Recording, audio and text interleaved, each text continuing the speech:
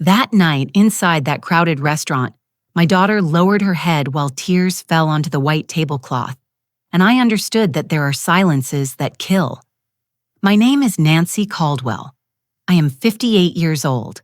I am a mother. I was a wife. And for a long time, I believed that keeping the peace in the family was the most important thing in the world.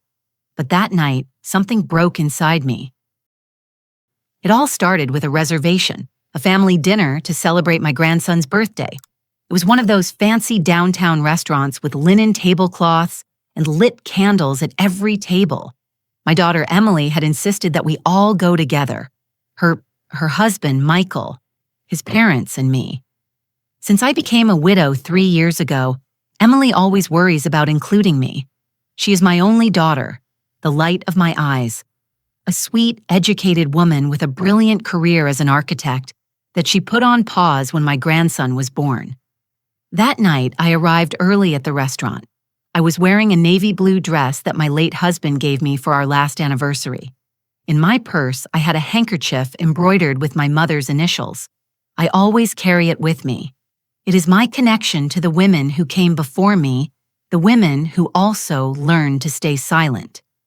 Emily arrived shortly after. I saw her walk in on Michael's arm, and something about her face unsettled me. She was smiling, yes, but it was that tense smile that a mother recognizes from miles away. She was wearing a long-sleeve sweater despite the heat of May. "Mom," she greeted me with a kiss on the cheek. Her lips were trembling. "Daughter, are you okay?" "Sure, Mom. Just tired." Michael greeted me with that cold politeness that had always seemed strange to me. A handsome man from a good family, successful engineer, the kind of son-in-law any mother would approve of, or so I thought. Then Michael's parents arrived. Mr. Robert, a heavy-set man in his 60s, with a raspy voice and rough manners, and Mrs. Linda, quiet, always 2 steps behind her husband, with her gaze lost somewhere indefinite. We sat down. We ordered dinner. Everything was going normally until Emily made a mistake so small, so insignificant that it shouldn't even be called that. She ordered red wine instead of white. Emily, Michael said with that controlled voice that freezes the blood, "You know perfectly well that I ordered fish. Red wine does not go with fish."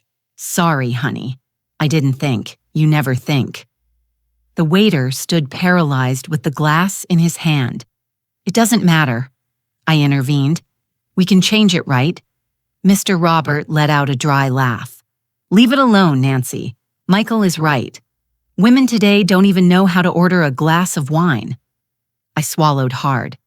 Emily lowered her gaze, and that was when I saw something that froze my soul. As she reached out to take the bread, Emily's sweater sleeve rode up just a few inches. Just enough. On her wrist, there were marks, yellowish bruises trying to heal, fingerprints. My heart stopped beating for a second. Emily. She pulled her sleeve down, immediately covering herself with pleading eyes. "It is nothing, Mom, but I knew a mother always knows." The dinner continued amidst forced conversations. I barely tasted a bite. I watched every gesture Michael made toward my daughter. Every time she shrank slightly when he got too close. Every cutting word disguised as a joke. And then, the moment arrived. The waiter brought the wrong dessert to the table. A simple mistake. Cheesecake instead of tiramisu. Michael called the waiter with a snap of his fingers. "Is this how you work here? My wife ordered tiramisu." "Honey, it doesn't matter," Emily whispered. "I can eat cheesecake." "It does matter." Michael's voice rose in tone.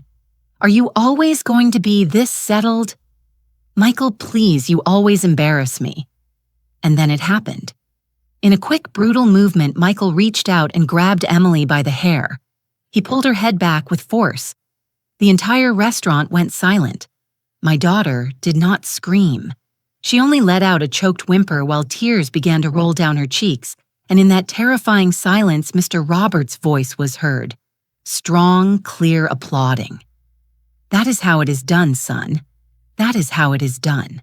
She has to know her place." Emily lowered her head. Her shoulders were shaking, Mrs. Linda looked at her plate as if nothing was happening, and I felt something inside me break, something that had been cracking for years, while I watched my daughter become smaller, more silent, more absent. My hands trembled on the table. My blood turned to ice. And then I did something. I stood up. Before I tell you what I did that night, I need you to understand something. I need you to know the Emily I raised. Because what I saw in that restaurant was not my daughter. It was a shadow, a ghost of the brilliant woman she had been. Emily was born on a spring morning 32 years ago.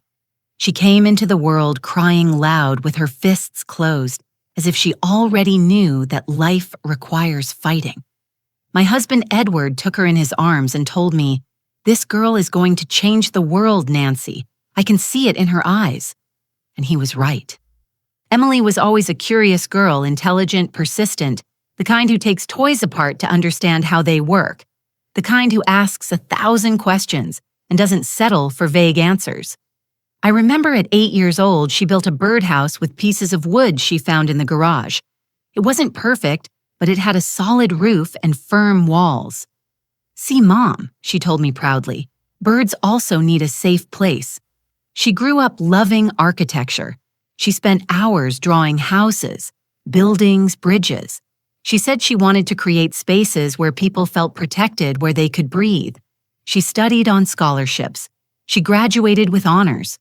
She got a job at one of the most prestigious firms in the city. She earned her own money. She had her own apartment, her own life. She was independent, she was happy, she was free. And then she met Michael. At first, everything seemed perfect. He was attentive, detail-oriented, polite. He arrived with flowers.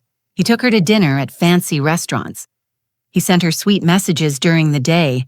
My daughter glowed when she spoke of him. "Mom, I think he is the one." She told me one afternoon while we drank coffee in my kitchen. I looked at her lit-up eyes and smiled. "If you are happy, daughter, I am happy." The wedding was beautiful. A garden full of white roses, a lace dress that Emily had designed herself. Soft music, promises of eternal love. Edward had already passed away by then, but I felt his presence there. I walked with my daughter to the altar and gave her hand to Michael. "Take care of her," I said. "With my life," he replied, smiling. The first months were good, or at least that is what it seemed. Emily continued working, although Michael insisted it wasn't necessary. "I earn enough for both of us," he would say. "You can stay home, relax." "But I like my work," she replied. "Don't you like being with me?" Small phrases, small comments, nothing that seemed alarming at that moment, but the seeds of control were already planted.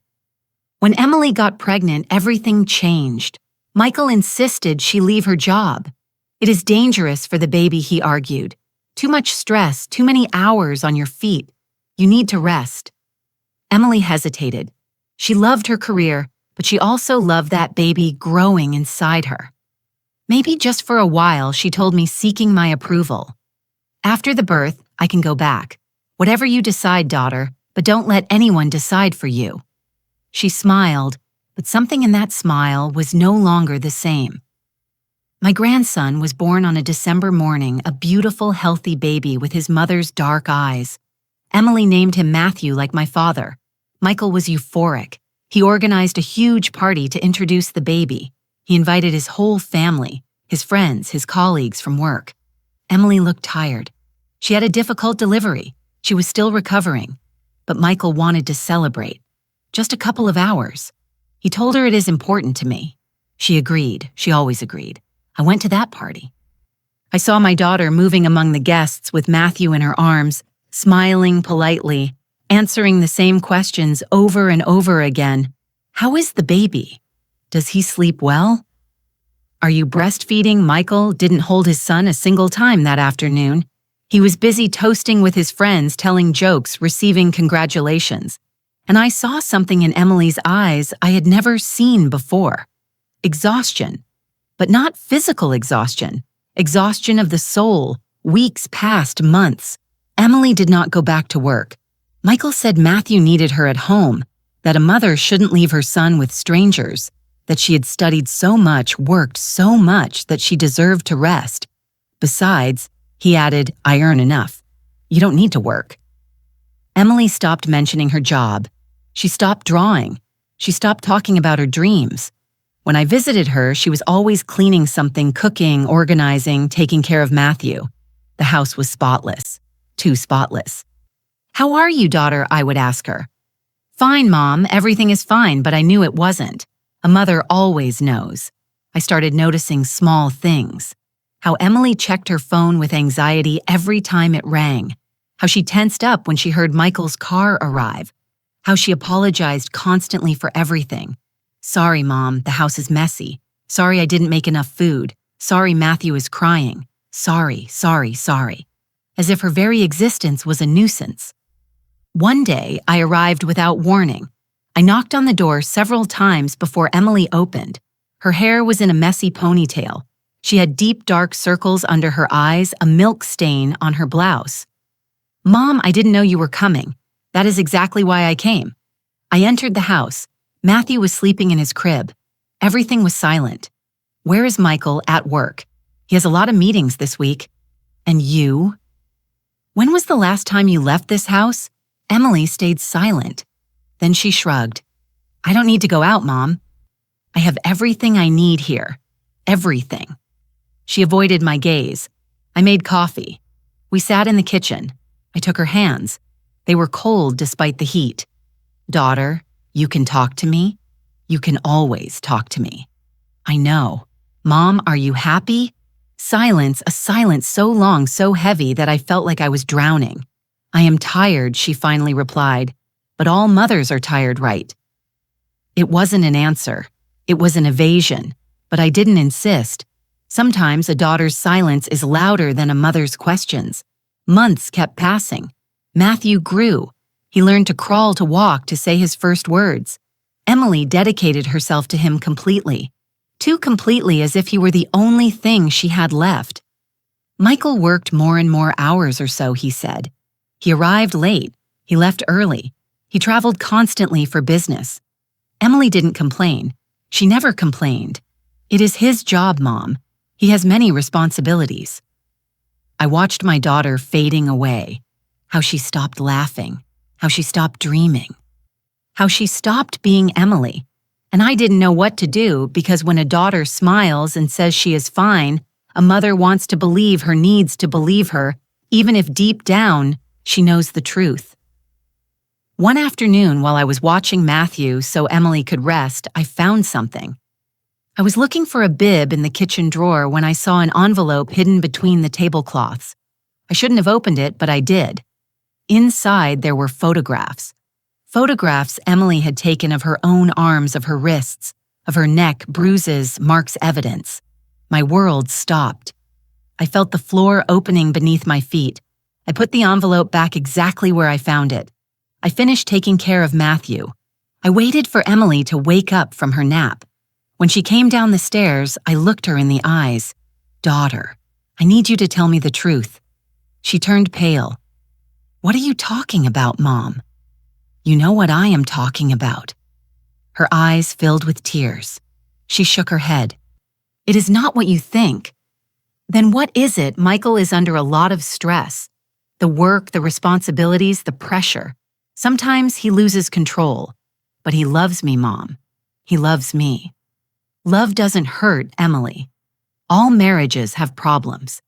These are not problems. This is violence. She hugged herself as if protecting herself from my words. I can't leave him, Mom. I have a son, a family. What will people say? What will his family think? And what about you? What about your life? My life is my family. I broke down. I knelt in front of her and took her hands in mine. Daughter, please come home with me. You and Matthew just for a while to think clearly. I can't, Mom. Michael needs me. He is going to change. He promised me. How many times has he promised you silence? That damn silence. Emily pulled her hands away and stood up. Thanks for watching, Matthew, Mom. But it is late. Michael will be home soon and I need to make dinner. I left that house with a broken heart. That night, I couldn't sleep. I hugged my mother's embroidered handkerchief and cried. I cried for my daughter, for her lost bravery, for her buried dreams, for the brilliant woman she had been, and who now lived in fear. And I swore I would find a way to help her, even if she wasn't ready to ask for help yet, because a mother never gives up. Never. 6 more months passed. 6 months of forced smiles, of brief calls, of constant excuses. Emily always had a reason not to visit me, not to go out, not to live. And then the invitation arrived, a family dinner to celebrate Matthew's birthday at a fancy downtown restaurant with the whole family present. I agreed to go, although something in my chest warned me that this night would be different. I didn't know how much, but a mother always intuits when the storm is about to arrive. Sometimes we trust too much in those we shouldn't. Have you also been disappointed by someone you loved? Tell me your story in the comments. I want to read it. The night of the dinner arrived with a light rain, those fine drops that wet without making noise like silent tears from the sky. I got ready carefully, the navy blue dress, a discreet pearl necklace, comfortable shoes. I put my mother's embroidered handkerchief in my purse as always. I touched it with my fingers before closing the zipper. "Give me strength, Mom," I whispered. I arrived at the restaurant 15 minutes before the agreed time. I have always been punctual. It is one of those things Edward valued about me. "Nancy, with you one never has to wait," he would say, smiling. How I missed him. How I needed his presence that night. The restaurant was elegant. White tablecloths, silverware lit candles at every table, soft background music, the kind of place where people speak in low voices and waiters walk without making noise. I sat at the reserved table, a large round table near the window. From there, I could see the wet street, the cars passing, the people walking under their umbrellas. I asked for a glass of water and waited. Emily arrived shortly after. I saw her walk in on Michael's arm and something in my stomach tightened. She was wearing a beige dress with small flowers, discreet, almost childish. It wasn't her style. Emily had always preferred strong colors, modern designs, clothes that spoke of her personality. But that woman walking toward me seemed to want to disappear. Her hair was pulled back in a low bun without a single strand out of place. Her makeup was perfect but excessive, as if she was trying to cover something. And her eyes were dull. "Mom," she greeted me with a kiss on the cheek. She smelled of expensive perfume and fear. "Daughter, so good to see you." I hugged her. I felt her bones too pronounced under the dress. She had lost weight. "Where is Matthew?" I asked. "With a nanny," Michael answered before she could speak. "This is an adult dinner. The boy would be restless." I didn't say anything, but it seemed strange to me. It was Matthew's birthday. Why celebrate it without him? Michael pulled out the chair for Emily. She sat down carefully as if every movement required permission. "You look beautiful," Mom said, Emily forcing a smile. "You too, daughter. Lie." She looked tired, haggarded, fragile. Michael sat next to her and immediately took out his phone. He started checking emails, answering messages, completely oblivious to our presence. Emily looked at her hands in her lap. "How have you been, Mom?" she asked in a low voice. "Good, daughter. Busy with the garden. The roses are blooming beautifully this year." "How nice you should come see them, you and Matthew. We could spend the afternoon together." She hesitated. "Yes, Mom. Soon." That word that never comes. "And you? How are you?" "Fine. Busy with the house, with Matthew." Just that. She looked at me for a second. Just a second. I saw something in her eyes. A silent plea. A stifled scream. But then Michael looked up from his phone. "Emily is perfectly fine, Nancy. She has everything she needs. A beautiful house, a healthy son, a husband who works hard to give her a good life." I didn't doubt that, Michael. He smiled, but that smile didn't reach his eyes. Michael's parents arrived. Mr. Robert entered the restaurant as if he owned the place. Loud voice, rough manners, a presence that occupied more space than necessary. Mrs. Linda walked behind him quiet with her gaze low, a shapeless gray dress and worn shoes. "Family," exclaimed Mr. Robert, opening his arms. Michael stood up immediately and hugged his father. Emily stood up too, but kept to the side waiting. "Emily," said Mr. Robert, looking her up and down every day thinner, "does my son not feed you?" "I am fine, Mr. Robert. Fine, fine women always with their diets." Mrs. Linda greeted me with a nod. We all sat down. The waiter arrived with the menus. "Good evening. Can I offer you something to drink while you decide double whiskey?" ordered Mr. Robert. "And bring a pitcher of water with ice." "For me, a white wine," said Michael. "I will have white wine too," I added. The waiter looked at Emily. "And for you, ma'am." Emily hesitated. She looked at the menu.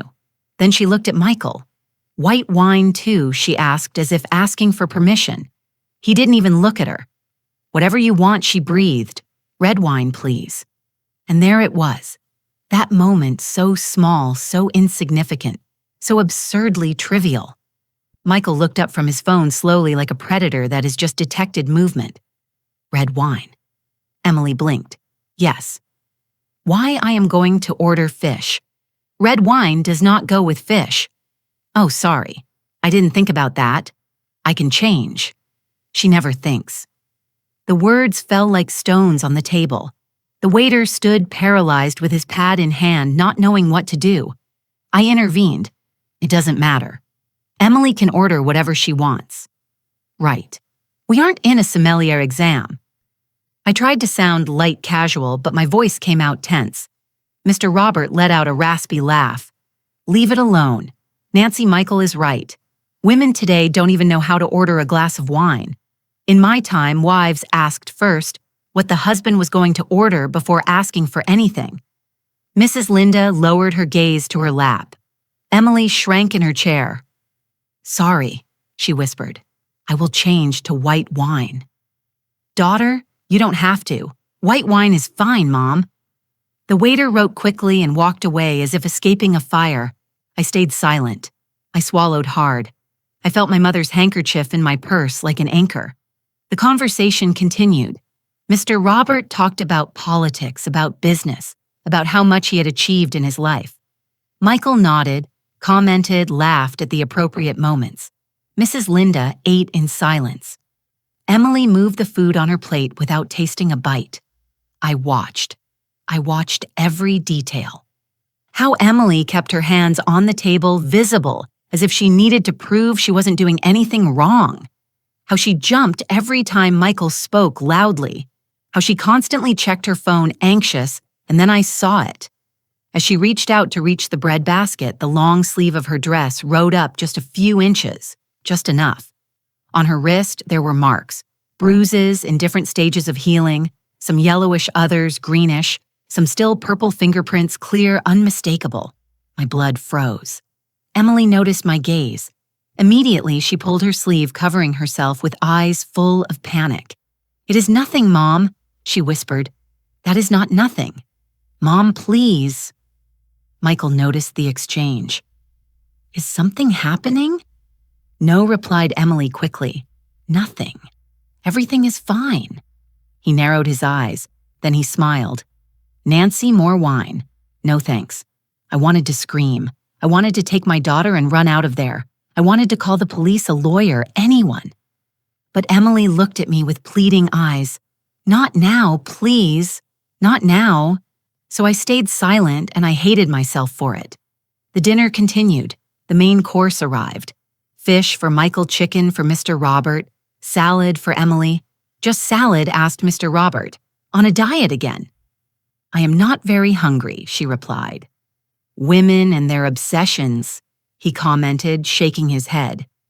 Mrs. Linda said nothing. She just cut her food into small pieces and ate mechanically like a robot. Michael talked to his father about a work project, a new building in the financial district, an important investment. "It could be the project of my career," Michael said. "I hope so, son. It is time you stopped being second and became first." "I know, Dad. I'm working on it." "Good. A man must be the best in everything. In work, in the house, in life. That is how it is. Emily moved her fork over the salad without eating. I tried to breathe normally. And then dessert arrived. The waiter brought a tray with different options. Mr. Robert ordered cheesecake. Michael ordered tiramisu. Mrs. Linda said she didn't want anything. I ordered coffee. The waiter looked at Emily. And for you, ma'am. Tiramisu too, please. The waiter nodded and walked away.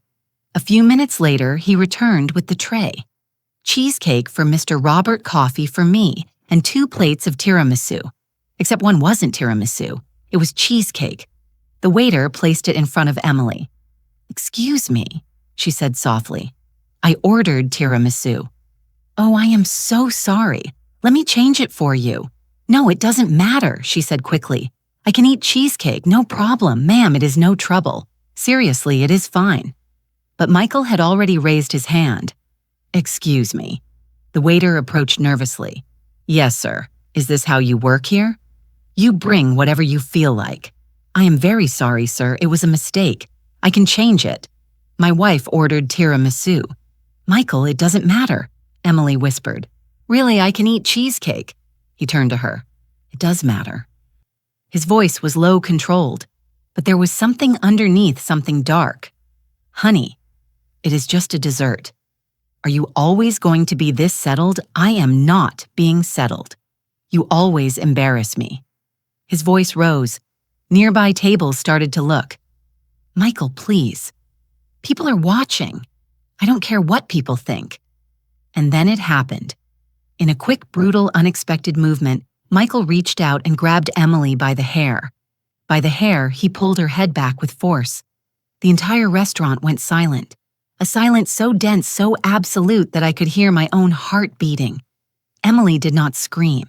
She did not defend herself. She only let out a choked whimper, a sound that came from the deepest part of her soul, while tears began to roll down her cheeks. Her hands clung to the table, trembling. Her neck was twisted at an unnatural angle, and no one moved. The waiter stood paralyzed. The diners watched, but no one intervened. "Mrs."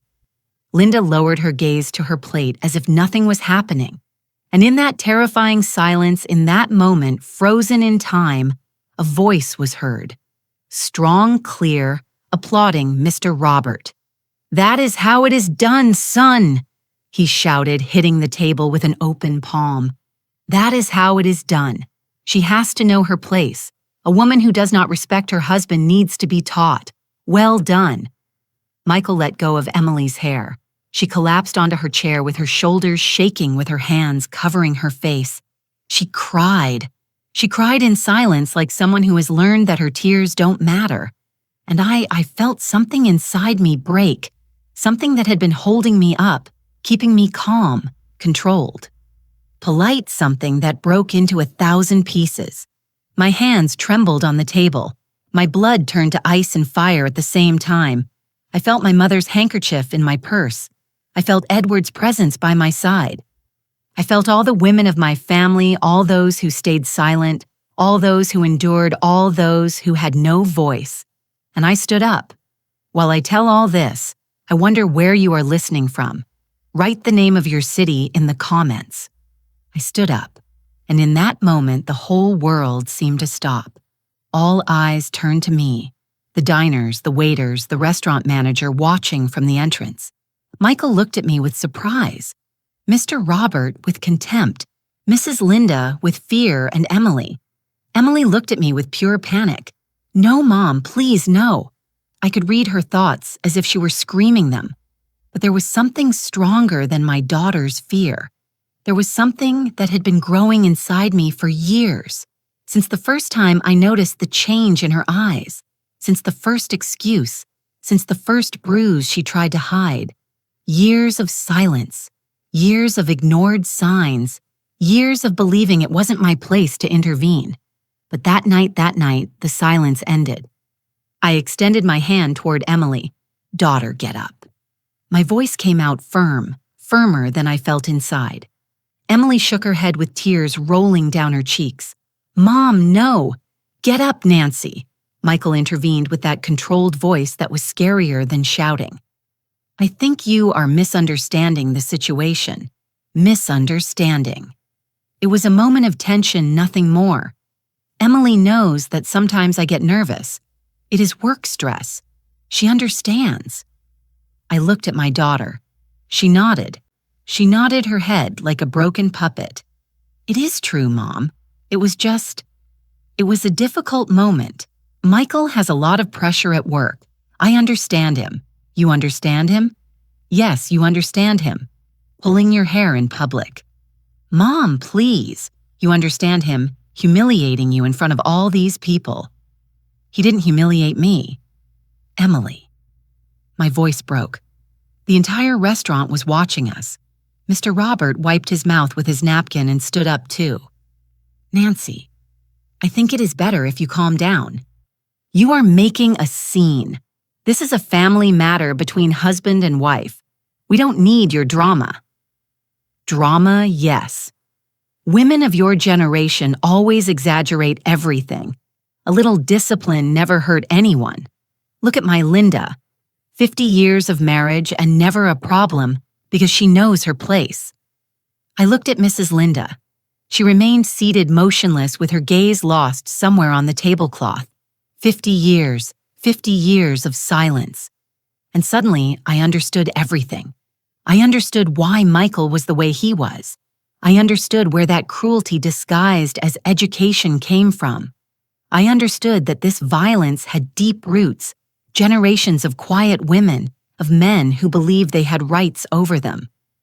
Mr. Robert, I said slowly, with all due respect, you are not going to tell me how to raise my daughter, nor how to protect her. You don't need to protect her from her own husband. Oh no. I walked toward Emily. She tried to back away, but there was no more room. I took her arm gently. Forgive me, daughter. Mom, no. I pulled up the sleeve of her dress. There they were. The bruises, the marks in different shades of yellow, green, purple. Some recent, others older. Clear fingerprints on her wrist. Pressure marks on her forearm. I lifted them so everyone could see. This I said aloud so that every person in that restaurant could hear me. This is not work stress. This is not a moment of tension. This is not discipline. My voice trembled, but I didn't stop. This is violence. This is abuse. And this is not going to stay silent anymore. Emily tried to free her arms, sobbing. Mom, please, you are embarrassing me. I am embarrassing you. The words hurt me more than anything. Michael stood up abruptly, knocking his chair back. That is enough. We are leaving. No, I said firmly. Emily is coming with me. Emily is my wife. She goes where I say. Emily is my daughter, and she is not going anywhere where she is in danger. Danger. Michael let out a dry laugh. What danger I give her: a house, food, clothes, everything she needs. What else does she want? Respect, dignity, safety. I have her in a $500,000 house. That is enough respect. Mr. Robert intervened, taking his son's side. Nancy, you are interfering in a marriage. That is not done. Couple problems are resolved at home, not in public. And when do those couple problems end? When my daughter ends up in the hospital or in the cemetery. The silence that followed was deafening. Mrs. Linda let out a choked whimper, but she didn't look up. You are being dramatic, said Michael. Dramatic. Look at her arm. Look at it. She fell. She fell. Yes, she is clumsy. She has always been clumsy. Emily nodded immediately. It is true, Mom. I fell on the stairs. It was nothing. And these other marks, did you fall too? Mom? How many times have you fallen, Emily? Silence. How many? Her lips trembled. She tried to speak, but no sound came out. And then I saw something that broke me completely. I saw how Emily looked at Michael, seeking permission to speak, seeking permission to exist. My daughter, my brilliant girl, the one who built houses for birds, the one who dreamed of creating safe spaces. Now she had no voice of her own. Michael approached her and put a hand on her shoulder. She tensed immediately. Honey, he said with that soft and dangerous voice, your mom is confused. Tell her we are fine, that we are happy." Emily looked at me. Her eyes begged for forgiveness. "We are fine, Mom. We are happy, daughter. Is that the truth? It is not." "Yes, it is." Her voice broke. "Michael loves me, only sometimes. Sometimes I make him angry, but he is working on that. He is going to therapy." Therapy. "Yes, he started 2 weeks ago. He is trying, Mom. He is really trying." I looked at Michael. He was smiling. "See, everything is under control. We are handling our problems like responsible adults." "What kind of therapy, anger management?" he replied without hesitation. "An excellent therapist. He has helped me a lot." And Emily's arm. Was that before or after starting therapy? His smile wavered for a second. Before. Definitely before. He was lying. I could see it in his eyes, but Emily defended his lie. "It is true, Mom. Michael is changing. Give him a chance, please." "Daughter, this is not Mom. I love you, but this is not your decision. It is mine, and I choose to stay with my husband, with the father of my son." Those words went through me like knives. Even if he hurts you, he doesn't hurt me. Not anymore. "Mom, please, just let it go, please." Her voice broke into a sob. Mr. Robert applauded slowly with sarcasm. "Well said, Emily. A woman with common sense, not like these modern feminists who want to destroy families." I turned toward him. "Mr. Robert, with all due respect, you and your way of thinking are the reason why women like my daughter believe they deserve to be treated like this. Treated how? With a roof over her head, with food on the table, with violence, with contempt, with control. That is not violence. That is marriage. Couples fight. It has always been like that. No, it doesn't have to be like that. Well, in my house for 50 years, it has worked perfectly." I looked at Mrs. Linda again. She remained motionless, but I saw something in her eyes. Something that wasn't peace. It was resignation. It was death in life. 50 years. And suddenly I knew I couldn't save Mrs. Linda. It was too late for her. But it wasn't too late for Emily. I turned to my daughter. I took her hands in mine. "Daughter, listen to me. Listen to me well." She cried silently. "I know you are afraid. I know you think you can't get out of this, that you have no options, that no one is going to understand you. Mom worries, but you have them. You have options. You have a home with me. You have your profession. You have your life ahead of you. I have a son, and exactly for that reason. What do you want Matthew to learn? That this is how a woman is treated, that this is how his mother is treated." She turned pale. "Michael would never touch Matthew. I am not talking about that. I am talking about what he is learning by watching you suffer." "I don't suffer." "Yes, you do. I see it in your eyes. I see it in how you have stopped laughing, in how you have stopped dreaming. Dreams are for little girls. Mom, I am a married woman, a mother. I have responsibilities, and one of those responsibilities is enduring abuse. It is not abuse. Yes, it is." My voice resonated throughout the restaurant. Emily shrank, and I knew I had lost her, at least for now. Michael stepped between us.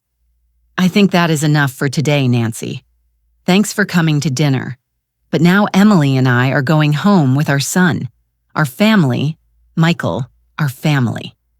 Each word was a threat. Emily stood up. She avoided my gaze.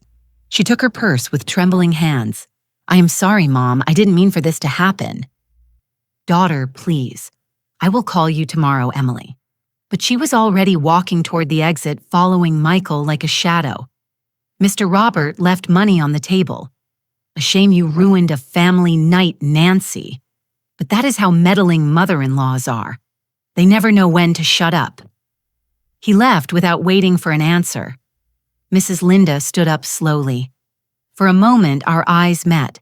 I saw in her eyes 50 years of pain, 50 years of silence, 50 years of unanswered questions. What if she opened her mouth as if she was going to say something, but no word came out? She just turned around and followed her husband. I stayed alone at that table with the half-finished plates, the empty glasses, the candles burning out. The waiter approached timidly. "Ma'am, are you okay?" I didn't answer. I couldn't. I felt like I had just lost my daughter, that I had done everything wrong, that my intervention had only made things worse. I paid the bill. I left a tip. I left the restaurant. The rain had stopped. The air smelled of wet earth and something I couldn't name. Disappointment, maybe, or fear. I walked to my car. I sat behind the wheel without starting it. I took my mother's handkerchief out of my purse. I pressed it against my chest, and I cried. I cried for my daughter, for her lost bravery, for the dreams she had buried, for the fear that now lived in her eyes. And I cried for me, for not having seen the signs sooner, for not having acted sooner, for having trusted that a man's love would be enough to protect her. But love doesn't protect when it comes with fists. Love doesn't save when it comes with control. Love doesn't heal when it comes with fear. That night, I drove home in silence. The streets were empty. The city lights flickered like fallen stars. I arrived at my house, the house where Emily grew up, where she learned to walk, where she drew her imaginary houses on the garage walls. I entered. Everything was dark, silent, too silent. I turned on the lights. I made tea. I sat in the kitchen with my mother's handkerchief on the table. My phone rang. It was a message from Emily. "Mom, I'm sorry. Please don't worry. I'm fine. I love you." I replied immediately. "Daughter, my house is always open for you. Always. At any time. I love you." I saw the 3 dots indicating she was writing. Then they disappeared. There was no answer. That night, I didn't sleep. I stayed awake, staring at the ceiling, wondering what else I could do. How could I save my daughter when she didn't want to be saved? How could I make her understand that she deserved more, that she deserved true love, that she deserved peace, that she deserved to live without fear? But victims of violence don't see what we see. They see hope where there is danger. They see love where there is manipulation.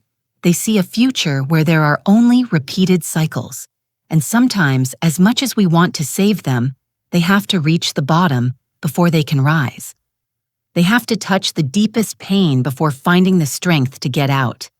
That night, watching the shadows on my ceiling, I knew the road would be long, that there would be more dinners, more lies, more bruises hidden under long sleeves. But I also knew something else. I knew I wouldn't give up, that I would stay there, that I would wait. Because a mother doesn't abandon. Never. And when my daughter was ready to ask for help, I would be there with open arms, with a safe house, with the love that never comes with conditions. The phone vibrated again. Another message from Emily. "Mom, please don't call the police, please. It would only make things worse. Trust me, Michael is better. I promise." My hands trembled over the phone. Call the police, force her to leave, or wait? "Trust that she would find her way," I replied. "I won't call anyone without your permission, but I need you to promise me something. I need you to call me every day just so I know you are okay. Can you do that for me?" The 3 dots appeared again. This time, they didn't disappear. "Okay, Mom, I will call you. I promise." I closed my eyes. It wasn't enough, but it was something. A thin thread that kept us connected. A thread I wouldn't let go of for anything in the world. Even if I had to wait years, even if I had to watch my daughter suffer, even if I had to bite my tongue 1,000 more times, I wouldn't let go. Because that is what mothers do. They hold the thread. Even when everything else breaks, I still ask myself if I did the right thing. And you, what would you have done in my place? The days that followed were the longest of my life. Every morning, I woke up with a tight heart, checking my phone, immediately waiting for Emily's message. Sometimes it arrived early at 7:00 in the morning. "Good morning, Mom. Everything good? I love you." Other times it arrived late at 11 at noon, and I spent those hours in agony, imagining the worst. Would she be okay? Had he hurt her again? Had he crossed that line from which there was no return? The messages were always short, dry, without life, as if she wrote them with Michael looking over her shoulder. And that was probably the case. I tried to call her several times, but she never answered. Only text messages. "Sorry, Mom, Matthew is crying. I will write to you later." "Sorry, Mom, I am busy with the house. We will talk later." "Sorry, Mom, Michael and I have plans. I will call you tomorrow." Always there was a reason. Always there was an excuse, and I knew they weren't hers. 2 weeks passed. 2 weeks of cold messages and unanswered calls. 2 weeks of sleepless nights hugging my mother's handkerchief, wondering what to do. I consulted with a lawyer specialized in domestic violence, a woman named Karen, with tired eyes and firm hands. "Is your daughter willing to report?" she asked me. "No." "Do you have evidence, photographs, messages, witnesses, the marks on her body, the scene at the restaurant? There must be people who saw. But is any of them willing to testify?" "Silence," Nancy said. Karen with a soft but direct voice. "I understand your pain. Believe me, I have seen hundreds of cases like this. But without your daughter's cooperation legally, you can't do much. Then what do I wait for her to end up in the hospital? Or worse, no, you wait for her to be ready. Meanwhile, you maintain communication. You let her know she has options, that she has support. And when she decides to leave, and believe me, that day will come, you will be there to receive her. And if that day never comes," Karen looked at me with a mix of compassion and realism. "Sometimes it comes, sometimes it doesn't, but if you pressure her too much, you push her further away. The control he exerts over her is psychological. She needs to feel she has power over her own decision, even if that decision is to stay. How can I stand by with my arms crossed? You don't stand by with your arms crossed. You prepare. Document everything. Save the messages. If you see new marks, photograph them. Look for witnesses. And above all, stay close, because when she decides to leave, it will probably be fast and she will need you to be ready." I left that office with a folder full of information. Restraining orders, shelters, hotlines, legal protocols, and a huge weight on my chest, because all of that required Emily to say, "Yes, I need help," and she wasn't there yet. One afternoon, 3 weeks after the dinner at the restaurant, I decided to visit her without warning. Out. I knew Michael worked late on Thursdays. It was my chance to talk to her alone. I drove to her house, a beautiful house in an exclusive area. 2 stories, manicured garden, a fountain at the entrance, the kind of house that appears in magazines, but I knew what was inside. I rang the doorbell. No one answered. I rang again. Nothing. I was about to leave when I heard steps. The door opened just a few inches. Emily peeked her head out. "Mom, what are you doing here?" Her voice sounded scared. "I came to see you. Can I come in?" She hesitated. "Michael isn't here." "I know. That is why I came." She looked back as if someone could be listening. "It is not a good time. Mom, Emily, please. I just want to see you, talk to you 5 minutes." Her eyes filled with tears. "Mom, please." "Daughter." Finally, she opened the door. I entered quickly before she changed her mind. The house was spotless, too spotless, like a museum without life. The curtains were closed even though it was a sunny afternoon. The living room was dark cold. "Where is Matthew?" I asked, sleeping his nap. "Can I see him?" "Better not. If we wake him, he will be grumpy all afternoon." I nodded. We sat in the living room, her on the edge of the sofa with her hands on her lap. Tense. "How have you been?" I asked. "Fine." "Really? Yes, Mom." "Really." But her voice trembled. I watched her carefully. She was wearing a turtleneck sweater despite the heat, long pants, her hair pulled back in a tight ponytail, covering herself, always covering herself. "Daughter, I need you to tell me the truth. You are telling me. Has Michael hurt you again?" She went rigid. "No, Emily, no, Mom. I already told you he is going to therapy. He is better."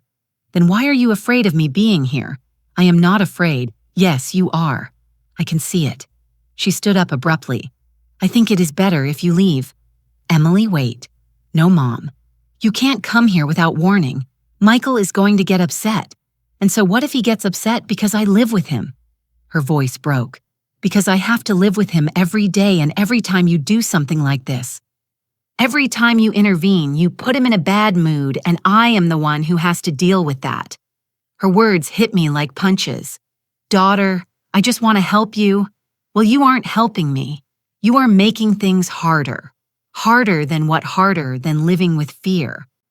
I don't live with fear. You are trembling right now. She hugged herself. Leave Mom, please, before Michael arrives. He won't arrive for hours. You don't know that. Sometimes he leaves early. Sometimes he checks the cameras. Cameras. She turned pale. She had revealed something she shouldn't have. What cameras? Emily, nothing. Forget it. Does he have cameras watching you? They are security cameras to protect the house. Where are they, Mom? Where she pointed with her head toward the corners. I saw small, discreet cameras in the living room, in the hallway. How many are there? I don't know. Several. In the whole house, she didn't answer. In the bedroom, too. Silence. My God. Emily, it is normal, Mom. Many houses have security cameras and he checks them sometimes. To watch you, to protect us. That is not protection. That is control.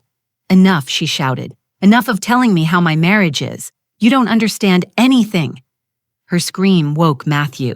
We heard his crying from upstairs. Emily put her hands to her face. Look what you did. You woke him up. Daughter, leave. Please just leave. She ran up the stairs. I stood there standing in that dark living room looking at the cameras in the corners. Small eyes watching every movement. I felt nauseous. My daughter lived in a beautiful prison with glass walls and invisible bars, but a prison nonetheless. I heard her voice upstairs calming Matthew. That sweet voice she used with her son. The only time she sounded like the Emily I knew. I wanted to go up, hug her, take her out of there by force. But Karen's words resonated in my head. If you pressure her too much, you push her further away. So I did the hardest thing I have had to do in my life. I left. I walked out of that house. I walked to my car. I sat behind the wheel and I cried. I cried with rage, with helplessness, with a pain so deep I felt it splitting me in two. My phone rang a message from an unknown number. I opened it. It was a video from the security cameras of Emily's house. It showed me sitting in the living room crying, and below, a message from Michael. Nancy. I appreciate you worrying about your daughter, but these unannounced visits upset Emily. They make her nervous. They cause her stress. For the sake of her mental health, I ask that you only come when we invite you. I hope you understand. Regards. I felt my blood freeze. He was watching me. He knew exactly when I had arrived, how long I had been there, what I had said, and he was threatening me, subtly, politely, but threatening me nonetheless. I didn't reply. I deleted the message, but I couldn't delete the fear. I drove home on autopilot, my mind racing at 1,000 km/h. I arrived. I locked the door. I closed all the curtains. I sat in the kitchen with my mother's handkerchief in my hands. What do I do, Mom? I whispered. What do I do when my daughter is trapped and I can't get her out? The silence was my only answer. That night, I researched surveillance cameras, coercive control, technological abuse. I found articles, testimonies, stories of women who lived, watched 24 hours a day, who couldn't go out without permission, who couldn't talk to anyone without being heard. And all stories ended in two ways. Either they managed to escape, or they ended up dead. There was no middle ground. The following days were hell. Emily kept sending her daily messages, but now I knew that probably Michael read them before me. I tried to call her several times. She never answered. I sent her messages asking if we could meet in some public place at a cafe at the park. Not now, Mom. Matthew is sick. Not now, Mom. I have things to do. Not now, Mom. Michael and I have couples therapy. Always there was a reason. 1 week later, I received a call from an unknown number. I answered with a racing heart. "Hello, Nancy Caldwell." It was a woman's voice, young, nervous. "Yes, it is me who is speaking. My name is Jessica. I am." Well, I was Matthew's nanny. My pulse skyrocketed. Was yes, Michael fired me a week ago. Why? She hesitated. Because I saw something I wasn't supposed to see. What did you see? I can't talk on the phone. Can we meet? I have something to show you. Yes? Yes, of course. Where? We agreed to meet at a coffee shop on the other side of town, far from the area where Emily lived. I arrived half an hour early. I ordered a coffee I didn't drink. I just waited. With my stomach in a knot, Jessica arrived on time. A girl in her 20s, thin with brown hair and a braid. She seemed scared. She sat in front of me and looked around before speaking. "Thanks for coming," she said in a low voice. "Thanks to you for calling me. How did you get my number? Emily gave it to me months ago. She told me if anything ever happened, anything serious, to call you." My heart stopped. What happened? Jessica took out her phone. She unlocked it with trembling hands. I watched Matthew 3 times a week, Tuesdays, Thursdays, and Saturdays. Michael worked and Emily needed help. I thought it was a normal family, a nice house, well, paid nothing weird. Until when? Until 2 weeks ago. One Thursday, I arrived early. I rang the bell, but no one opened. I had an emergency key, so I went in. I heard voices upstairs, screams. Her voice broke. It was Michael yelling at Emily, horrible things, telling her she was useless, that she was good for nothing, that any other woman would do a better job than her. And Emily was crying. She was asking for forgiveness over and over again. Sorry, sorry, sorry. Tears started to roll down my cheeks. I went up the stairs, continued Jessica. I shouldn't have, but I was worried. The bedroom door was open and I saw it. What did you see? She showed me her phone. It was a photograph, blurry, taken quickly from the hallway, but clear enough. Michael had Emily against the wall, one hand on her throat, the other raised, ready to strike. Emily had her eyes closed, hands raised in defense, and in the corner of the room, sitting on his little bed, was Matthew watching, just watching a 3-year-old boy witnessing his father abuse his mother. I felt the world stop. "Did he see you?" I asked with a trembling voice. "Yes, he saw me take the photo. He let go of Emily immediately. He came down the stairs as if nothing had happened. He told me they were arguing, that they were couple matters, that it wasn't my problem. And what did you say? I told him I was going to call the police." He laughed. He told me no one was going to believe me, that it was my word against his. That Emily was going to deny everything, and that if I tried anything, he would sue me for defamation. "Did you call the police?" "No, because Emily came down and I asked her if she was okay, if she needed help, if she wanted me to call someone." Jessica wiped her tears, and she told me no, that everything was fine, that they had had an argument, but it was already resolved, and she asked me to leave, that they didn't need my services anymore. "Emily fired you." "No, it was Michael." But she didn't say anything. She just stood there with red marks on her neck, telling me everything was fine. Jessica slid her phone toward me. "This photo is yours. Do what you have to do with it. I already tried to help, but I can't do more." I took the phone with trembling hands. I looked at the image again. My daughter, against the wall with hands raised, waiting for the blow, and my grandson witnessing it all. Can I send myself this photo? Yes. That is why I brought it. I sent the image to my phone. I deleted the message immediately. "Jessica, would you be willing to testify if this goes to trial? Would you say what you saw?" She turned pale. I don't know. He threatened me. He said he has lawyers, that he would sink me. I understand, but if it is necessary, would you consider it? She nodded slowly. If it helps Emily, yes, I would do it. Thank you. Thank you for calling me, for trusting me. Emily is a good woman. She doesn't deserve this. No one deserves it. Jessica stood up to leave, but before doing so, she turned around. One more thing, Matthew has started having nightmares. Emily told me he wakes up crying every night, screaming, saying he is scared. Scared of what of Daddy? Those 2 words destroyed me. Jessica left. I stayed sitting in that coffee shop looking at the photograph on my phone. The evidence I needed, the proof that these were not couple fights. This was systematic violence. This was abuse. And now it was affecting my grandson. I called Karen, the lawyer. I have evidence, I told her without preamble. What kind of evidence? A photograph of Michael assaulting Emily and a witness willing to testify. That changes things. Does Emily know you have this number, Nancy? You need to tell her. She has to be willing to use it. And if she is not willing, then we still can't do anything. The victim has to want to leave. But my grandson, I know, but legally, without the mother's cooperation, it is very difficult to intervene. I hung up frustrated. That night, I couldn't sleep. I stayed looking at the photograph on my phone over and over again until I memorized it, until it was etched in my mind forever.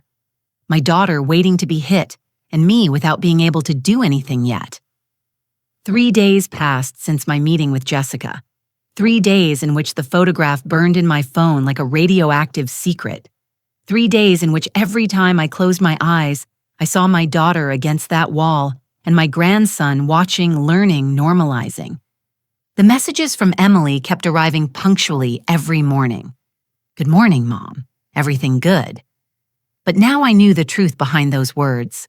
I knew what everything good meant in her world. It meant surviving another day. It meant not provoking. It meant making herself small, invisible, harmless. On Friday afternoon, my phone rang. It was Emily. For the first time in weeks, she was calling me. I answered before the second ring. Daughter, Mom. Her voice sounded strange, tense but controlled. Can you come tomorrow? Michael wants to talk to you. My stomach tightened. Michael wants to talk to me. Yes. He thinks we should clear things up, that there have been misunderstandings. He wants us to have a civilized conversation. And do you want me to go? Silence? Emily, do you want me to go, or is he forcing you to call me Mom? Please, just come. Please. There was something in her voice, something that made my skin crawl. Are you okay? Yes, just come tomorrow at 10:00 in the morning. Can you? Yes, I will be there. Thanks, Mom. I love you. She hung up before I could reply. I stayed looking at the phone with a bad feeling growing in my chest. Why did Michael want to see me? Did he know about the photograph? Did he know about Jessica? Or was it something else I called Karen Nancy? Don't go alone. She warned me. If you go, take someone with you and keep your phone on recording if possible. Do you think it could be dangerous? I think a man who assaults his wife and then convinces her it was her fault is capable of anything. Be careful. That night, I prepared everything. I checked that my phone was fully charged. I downloaded an app to record audio discreetly. I gave my friend Linda Emily's address and told her to call me at 11:00 in the morning without fail. If I don't answer, I told her, call the police. Nancy, you are scaring me. Just do it, Linda, please. I slept little. I dreamed of Emily as a child building her birdhouse. Birds also need a safe place, she said in the dream. When I looked inside the house, it was empty. The birds had left or had never arrived. Saturday dawned cloudy gray as if the sky itself anticipated what was coming. I dressed carefully, comfortable clothes, but dignified. I kept my mother's handkerchief in my purse. I checked that my phone was working and drove to Emily's house. I arrived exactly at 10:00. The garden was spotless. As always, the flowers perfectly aligned, the lawn freshly cut, everything so orderly, so controlled, like my daughter's life. I rang the doorbell. Michael opened the door. He was wearing an impeccable white shirt dress, pants, an educated smile that didn't reach his eyes. Nancy, thanks for coming. Come in, please. His courtesy put my nerves on edge. I entered. The house was in dim light again. Curtains closed, dim lights. Emily was sitting in the living room dressed in a gray turtleneck sweater and black pants, her hair pulled back without makeup. She looked like a ghost. "Hi, Mom," she said without getting up. "Daughter." I sat in front of her. Michael sat next to her, too close with a possessive hand on the back of the sofa behind Emily's shoulders. "Where is Matthew?" I asked. "With my parents," Michael replied. "We thought it was better to have this conversation without distractions." I nodded slowly. I discreetly activated the recording on my phone inside my purse. "Well," said Michael, crossing his legs with a studied calm, "Nancy, we called you because I think there has been a series of misunderstandings between us." "Misunderstandings, yes. I know what you saw at the restaurant worried you, and I understand why. From the outside, it could look bad, but appearances deceive. It didn't look like an appearance. It looked like violence. It was an unfortunate moment. I was under a lot of stress. Emily and I had argued all week about various issues, and I exploded. I admit it, but I have been working on that. That is what they told me. Do you see, I am aware of my problems. I am going to therapy. I am striving to be better. But I need you to give me space to trust that we can resolve our problems without external interference. External interference. Your unannounced visit 2 weeks ago upset Emily a lot. It left her in a bad emotional state, and when she is bad, everything at home destabilizes." I looked at Emily.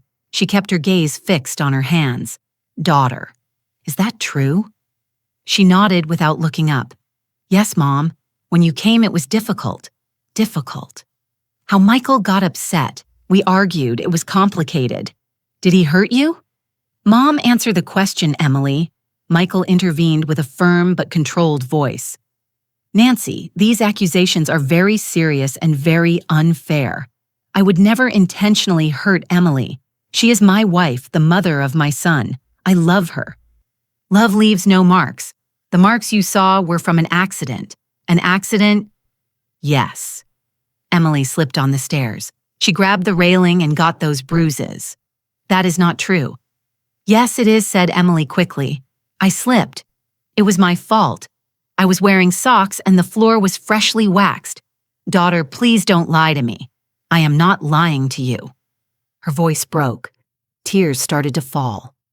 Michael put a hand on her shoulder. She tensed but didn't move. "See, Nancy, your accusations hurt her. They make her feel you don't trust her, that you think she is incapable of taking care of herself." "I don't think that. I think she is in danger." "Danger." Michael let out a dry laugh. "Look around you. This house is worth over $1 million. Emily has everything she needs. Clothes, food safety. I work 60 hours a week to give her this life. Does that seem like danger to you?" "Danger is not always economic." "Then what is it?" "Psychological, emotional.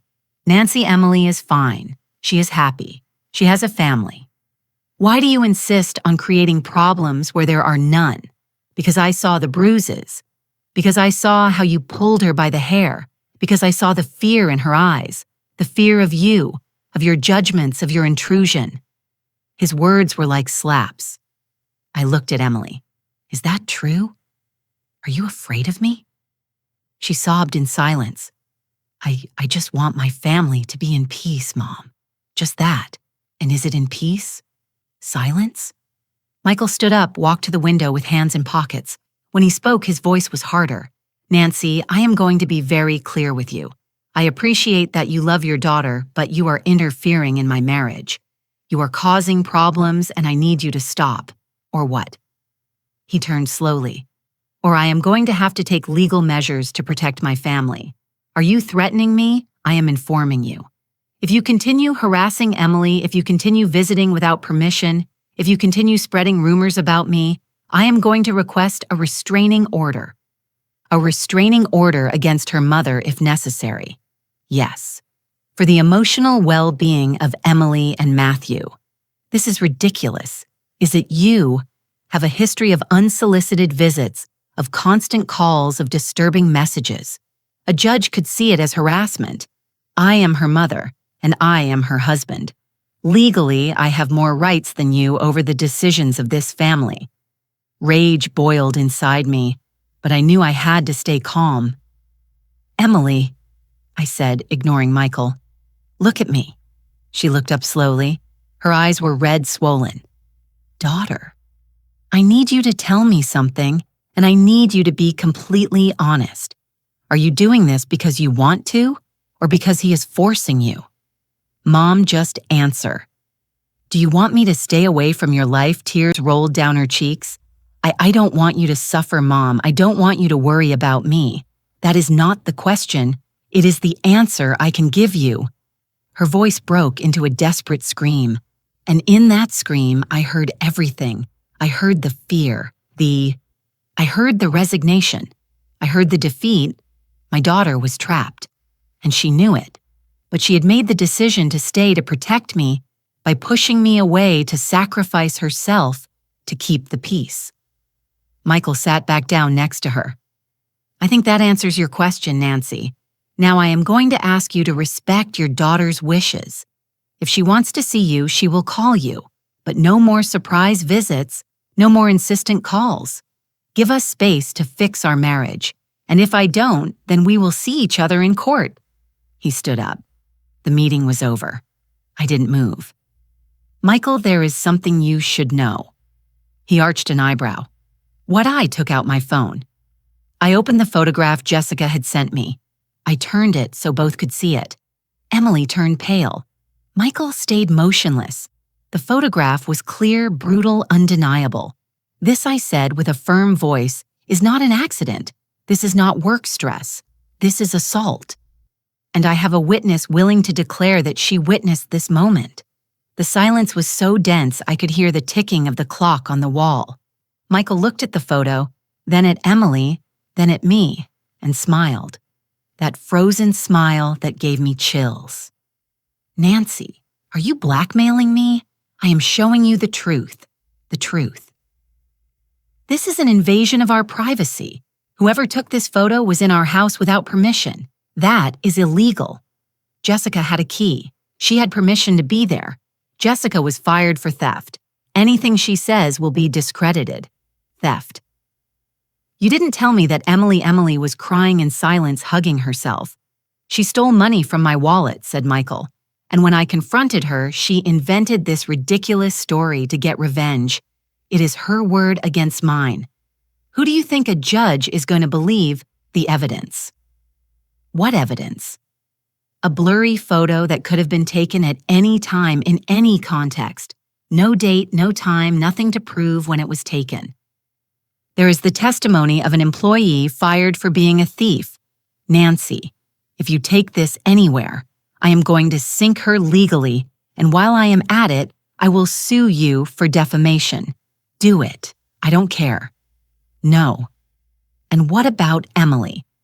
Have you thought about what this would do to her or a public trial?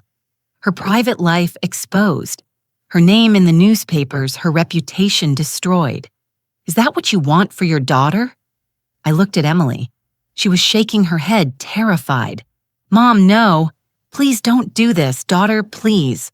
She stood up abruptly. "Delete that photo. Delete it now." "Emily, this is evidence. I don't care," she shouted. "I don't want anyone to see it. I don't want this to come to light. I just want everything to end." She collapsed on the sofa, sobbing. Michael hugged her. She led him like a broken doll. "See, Nancy, you are hurting her. More damage than I could ever do to her." His words penetrated me like poison.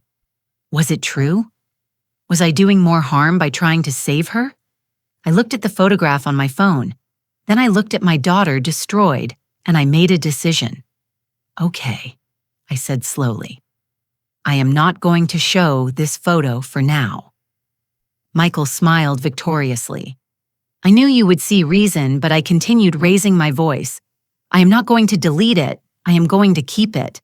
And if anything happens to Emily, if she shows up with one more bruise, if she ends up in the hospital, if anything whatsoever happens to her, this photo goes straight to the police, to the media, to everywhere. Understood?" His smile disappeared. "That sounds like a threat." "No, it is a promise." We stared at each other. Two people fighting for the same woman, but with opposite intentions. He wanted to possess her. I wanted to free her. "Leave," he said finally, "and don't come back. If Emily wants to see you, she will decide when and where." I stood up. I put away my phone. I approached Emily. I knelt in front of her. "Daughter, look at me." She looked up slowly. "Listen to me well. No matter how much time passes, no matter what he tells you, no matter what happens between us, my house will always be open for you. You can arrive at any time, day or night, with Matthew or without him, and I will be there. Do you understand me?" She nodded without speaking. "I love you. Never forget that. I love you too, Mom." I hugged her. I felt her fragile bones, her trembling body, her broken soul, and I had to let her go. I had to leave her there with him. I left that house with a shattered heart. I got into my car. I closed the door, and before starting, I checked that the audio recording had worked. It had. Every word, every threat, every manipulation by Michael had been recorded. I didn't have the photograph as legal evidence, but I had his voice admitting he had exploded. I had his threats. I had his pattern of control. It was something. It wasn't enough, but it was something. I drove home crying the whole way that night alone in my kitchen with my mother's handkerchief on the table. I understood something. I couldn't save Emily. Only she could save herself. I could only be ready for when she made that decision. And meanwhile, I had to trust. Trust that the girl who built birdhouses was still in there. Trust that the woman who dreamed of creating safe spaces would find a way to create one for herself. Trust that the moment would come, and when it came, I would be there with open arms and with the evidence needed to protect her. The months that followed were the darkest of my life. After that meeting, Emily stopped answering my messages with the same frequency, sometimes two. 3 days passed without news. When she finally wrote, they were even colder messages, more distant. "Hi, Mom. All good. Can't talk now. Busy." And I knew Michael was cutting the last threads that united us, isolating her, separating her from everything that could give her strength to leave. I tried calling her. The messages went straight to voicemail. I tried visiting her. No one opened the door. It was as if my daughter had vanished, as if I had lost her even though she was still alive. December arrived with cold and rain. The holidays were approaching. Christmas, New Year's dates we used to spend together. I sent a message to Emily. "Daughter, I would love for you to come to dinner on Christmas Eve. You, Michael, and Matthew, I will make your favorite dish, please." 2 days passed before she replied, "Thanks, Mom, but we already have plans with Michael's family, maybe New Year's." New Year's arrived. She didn't come. She didn't call. Only a text message at 11 at night. "Happy New Year, Mom. I love you." I spent midnight alone with a glass of wine. I didn't drink looking at old photos of Emily. Emily as a child laughing. Emily as a teenager graduating. Emily as an adult at her wedding radiant. At what moment had everything broken? At what moment had I lost my daughter? January brought a biting cold and with it a call that would change everything. It was a Tuesday afternoon. I was in the garden pruning the roses Emily loved. My phone rang, unknown number. I almost didn't answer, but something made me pick up the phone. "Hello, Nancy Caldwell." It was a woman's voice, professional, serious. "Yes, it is me. This is Dr. Stevens from General Hospital. Your daughter Emily was admitted this morning. The world stopped. What she is stable, but we need you to come as soon as possible. What happened? Is she okay? My grandson, the boy, is fine. He is with social services temporarily, but we need to speak with you. Can you come now? Yes. Yes, I am coming." I dropped the pruning shears. I ran to my car. I drove with my heart in my throat. General Hospital floor. 3-room, 312. I ran up the stairs because the elevator was too slow. I arrived panting at the nursing station. "Emily Caldwell, I am her mother." The nurse looked at me with compassion. "Room 312. Dr. Stevens is waiting for you." I walked down that white and cold hallway as if walking through a nightmare. Outside the room, a woman in a medical coat was reviewing a file. Dr. Stevens. She looked up, 50-some years old, gray hair, pulled back, tired eyes, but kind. Mrs. Caldwell. Yes. What happened? Where is my daughter? She's asleep. We gave her sedatives. She was very upset when she arrived. What happened to her? The doctor guided me to a small private waiting room. She closed the door. Your daughter arrived this morning at the emergency room. The neighbors brought her. They say they heard screams. When they went out to check, they found her in the garden barefoot with her son in her arms bleeding. My God, she has a fracture in her left wrist, contusions on her face, bruises all over her body, some recent others from weeks ago. And the doctor hesitated. And what marks on her neck? Someone tried to strangle her. I felt the floor disappearing under my feet. He tried to kill her. I can't make legal speculations, but yes, the marks are consistent with manual strangulation. Another minute more and she didn't finish the sentence. Tears began to roll down my cheeks. Can I see her? Yes, but she is asleep. The sedatives will keep her that way for a few more hours. I entered the room and there was my daughter in a hospital bed, connected to monitors with bandages on her wrist, her face swollen with purple and yellow bruises, a neck brace protecting her neck. She looked so small, so fragile, so broken. I sat next to her. I took her right hand, the one that wasn't hurt, with infinite care. Daughter, I whispered, I am here. I am here now. She didn't respond. She only breathed slowly, deeply, lost in induced sleep. I stayed there holding her hand, crying in silence. Hours later, Dr. Stevens returned. Mrs. Caldwell, there is something else you need to know. What your daughter is pregnant, 8 weeks approximately. The shock was like a physical blow. Pregnant, yes. And given the circumstances, we are very worried. The pregnancy is high risk due to the physical trauma. We will need to monitor her closely. Does she know I am not sure? When she arrived, she was in shock. She wasn't speaking coherently. She only repeated, "Protect Matthew, protect Matthew. Where is Matthew?"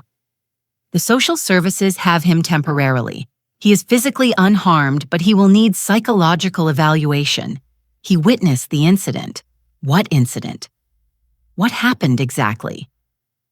The doctor showed me the report.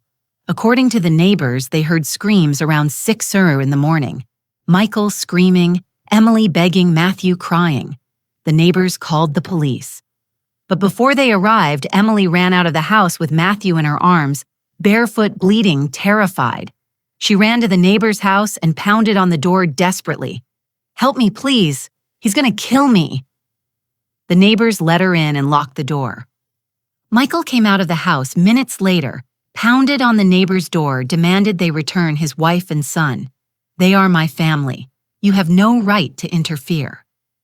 The neighbors refused. The police arrived. Michael calm. Polite explained it had been a marital argument, that Emily was hysterical, that she had emotional problems, that she needed psychiatric help. But the marks on Emily's neck spoke for themselves. They arrested him right there. Charges: aggravated domestic assault and attempted homicide. "Where is he now?" I asked. "In jail. His bail hearing is tomorrow. He can't get out. He can't approach her. We have requested an emergency restraining order, but we need your daughter to declare. We need her to testify. She will. I will make sure she does." The doctor looked at me with compassion. "Mrs. Caldwell, many victims of domestic violence drop the charges, especially when there are children involved.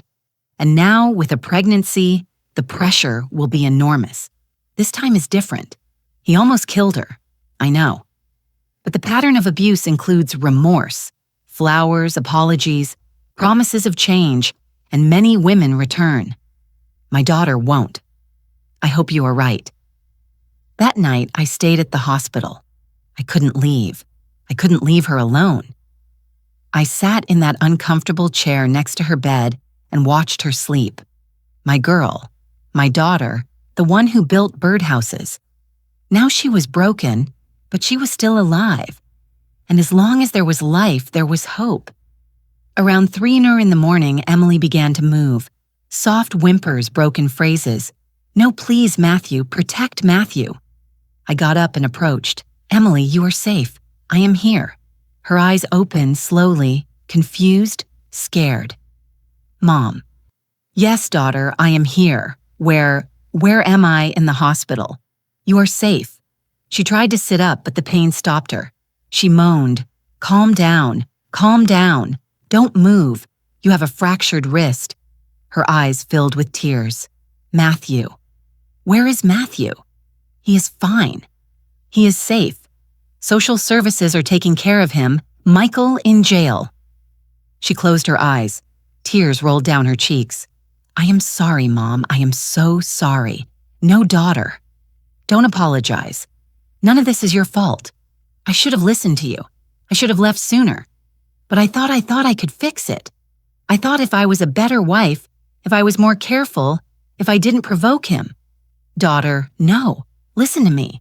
Nothing you did or didn't do justifies what he did to you. Nothing. She sobbed. He tried to kill me. Mom, this morning I told him I was pregnant and he went crazy. He said he didn't want more children, that he couldn't control me with one anymore, that with two it would be impossible. And then he grabbed me by the neck. Her voice broke into a choked scream. You don't have to tell it now, rest. No, I need to say it. I need someone to know the truth. She breathed deep. Despite the pain, he took me by the neck and squeezed. I felt like I was dying. Mom, I saw black spots. I heard Matthew screaming, and I thought, my children are going to grow up without a mother. They are going to believe this is normal. They are going to repeat the cycle. But you didn't. You survived. He let me go. I don't know why. Maybe he heard Matthew. Maybe he got scared. But he let me go. And in that moment, I knew that if I didn't leave that house, I was going to die. Maybe not that day, but soon. You did the right thing, daughter. I took Matthew and ran. I didn't even put on shoes. I just ran. And Michael came out behind me screaming, if you leave, you will regret it. I am going to take the children away. I am going to destroy you. He can't do anything to you now.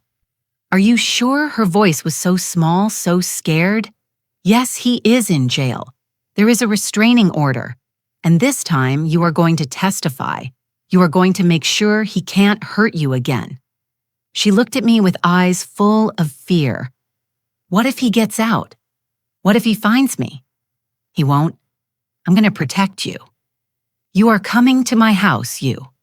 Matthew and that baby coming on the way. You are going to be safe. You know about the baby, the doctor told me. New tears. I don't know if I can. Mom, I don't know if I can bring another child into this world. Not after everything Matthew has seen.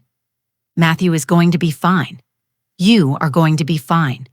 We are going to heal together as a family. She clung to my hand.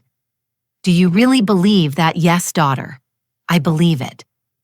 We stayed like that with hands intertwined, crying together for the lost time, for the suffered pain, for the courage it took to leave, and for the hope that the worst was behind us. But deep in my heart, I knew this wasn't over. Michael wasn't one to give up easily, and the real battle was just beginning. The next day, early in the morning, a detective arrived. Detective Miller, 40-some years old, serious look, notebook in hand. Mrs. Caldwell, is your daughter in condition to speak? Yes, but I need to be present. Of course. We entered the room. Emily was awake looking out the window. Emily, this is Detective Miller. He needs your statement. She nodded, nervous. The detective sat down. Emily, I know this is difficult, but I need you to tell me in your own words what happened yesterday morning. Emily breathed deep and started speaking. She told everything, the years of abuse, the threats, the control, the cameras, the isolation, and finally the attempted strangulation. The detective took notes without interrupting. When she finished, he closed his notebook. Thank you, Emily. This is enough to maintain charges. Michael Mendes will face trial for aggravated domestic assault and attempted homicide. Is he going to get out on bail? I asked. His hearing is this afternoon. We're going to argue he is a danger to the victim with your testimony and the medical evidence. It is likely they will deny him bail. Likely, not sure. It is never sure, Mrs. Caldwell. But we will do everything possible. After the detective left, Emily looked at me. "Mom, I am scared." "I know." "Daughter. What if he gets out? What if he fulfills his threats? He won't. Not this time." I took out my phone. "Remember the photograph I showed you months ago?" She nodded. "I have it. And I have the recording of the meeting at your house where Michael threatened to sue you, where he admitted he exploded. Everything is documented. Why didn't you tell me? Because you needed to be ready, and now you are. For the first time in a long time." I saw something in my daughter's eyes. It wasn't fear, it was determination. "I am going to testify, Mom. I am going to make sure he pays for everything he did. That is how you talk." I took her hand. "Daughter, this is going to be hard. There will be pressure. His family is going to try to make you change your mind. They are going to say you are destroying a family. To think of Matthew, to think of the baby. I already thought of them. That is why I am doing this. So they grow up knowing abuse is not tolerated, that women are not property, that we deserve respect." I felt my heart swell with pride. There she was, the brave woman I had raised, the one who built birdhouses, the one who dreamed of creating safe spaces. She had been there all along. She just needed to find the strength to come out. And finally, she had done it. Emily spent 3 days in the hospital. 3 days in which I saw my daughter transform slowly, not back to who she was before. That would be impossible. No one goes back to being the same after surviving what she survived. But I saw something more valuable than lost innocence. I saw wisdom. I saw strength. I saw a woman who had touched the darkest bottom and decided to rise. Michael's bail hearing was on Wednesday. Emily couldn't attend. She was still hospitalized. But I went. I sat in that cold courtroom surrounded by lawyers, family members, people waiting for justice. And I saw him enter. Michael Mendes with handcuffs on his hands, orange prison uniform, but maintaining that arrogant posture, that look that said, "This is just a misunderstanding." His father was there, Mr. Robert, sitting in the front row with an expensive suit and indignant expression.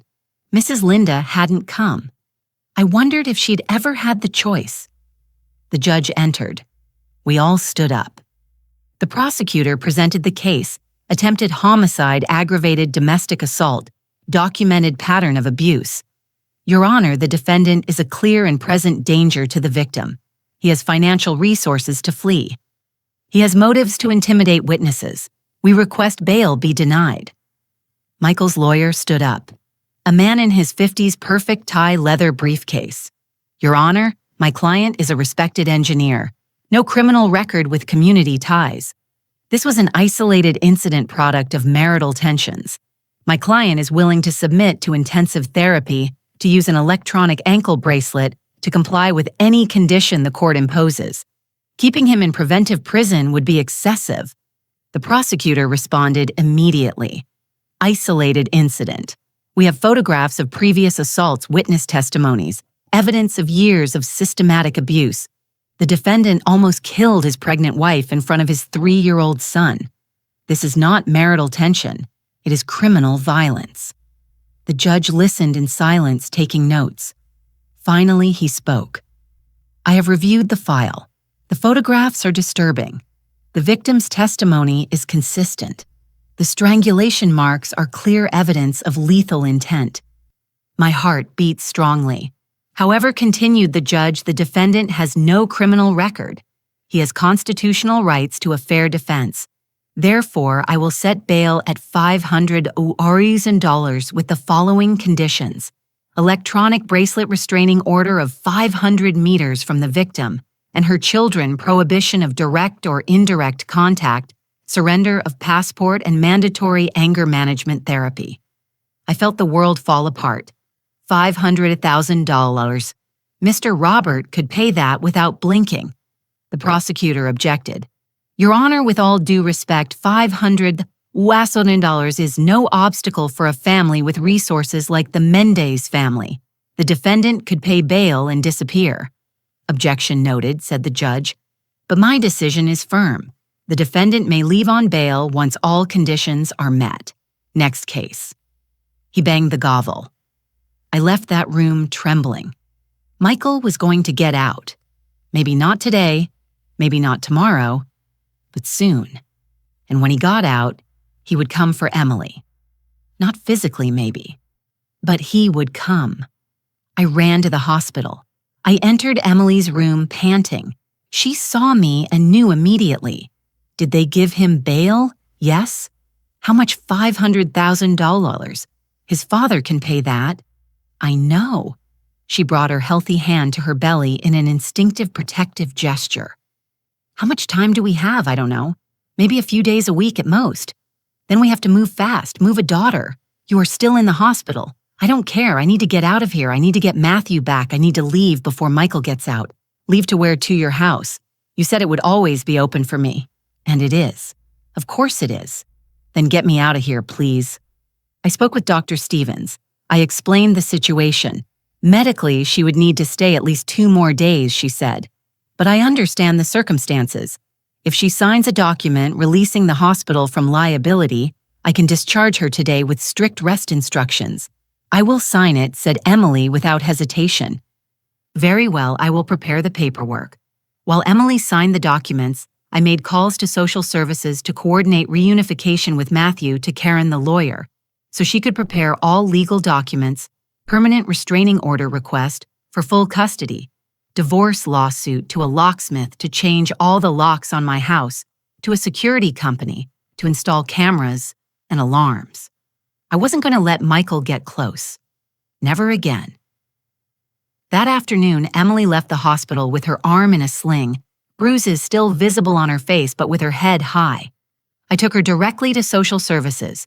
Matthew was in a waiting room playing with colored blocks under the supervision of a social worker.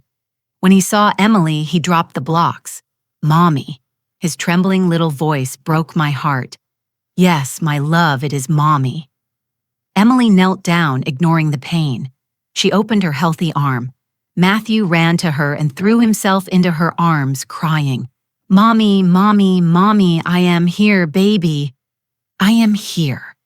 She hugged him tightly, kissing his head, his cheeks whispering words of comfort. We aren't going back to that house anymore.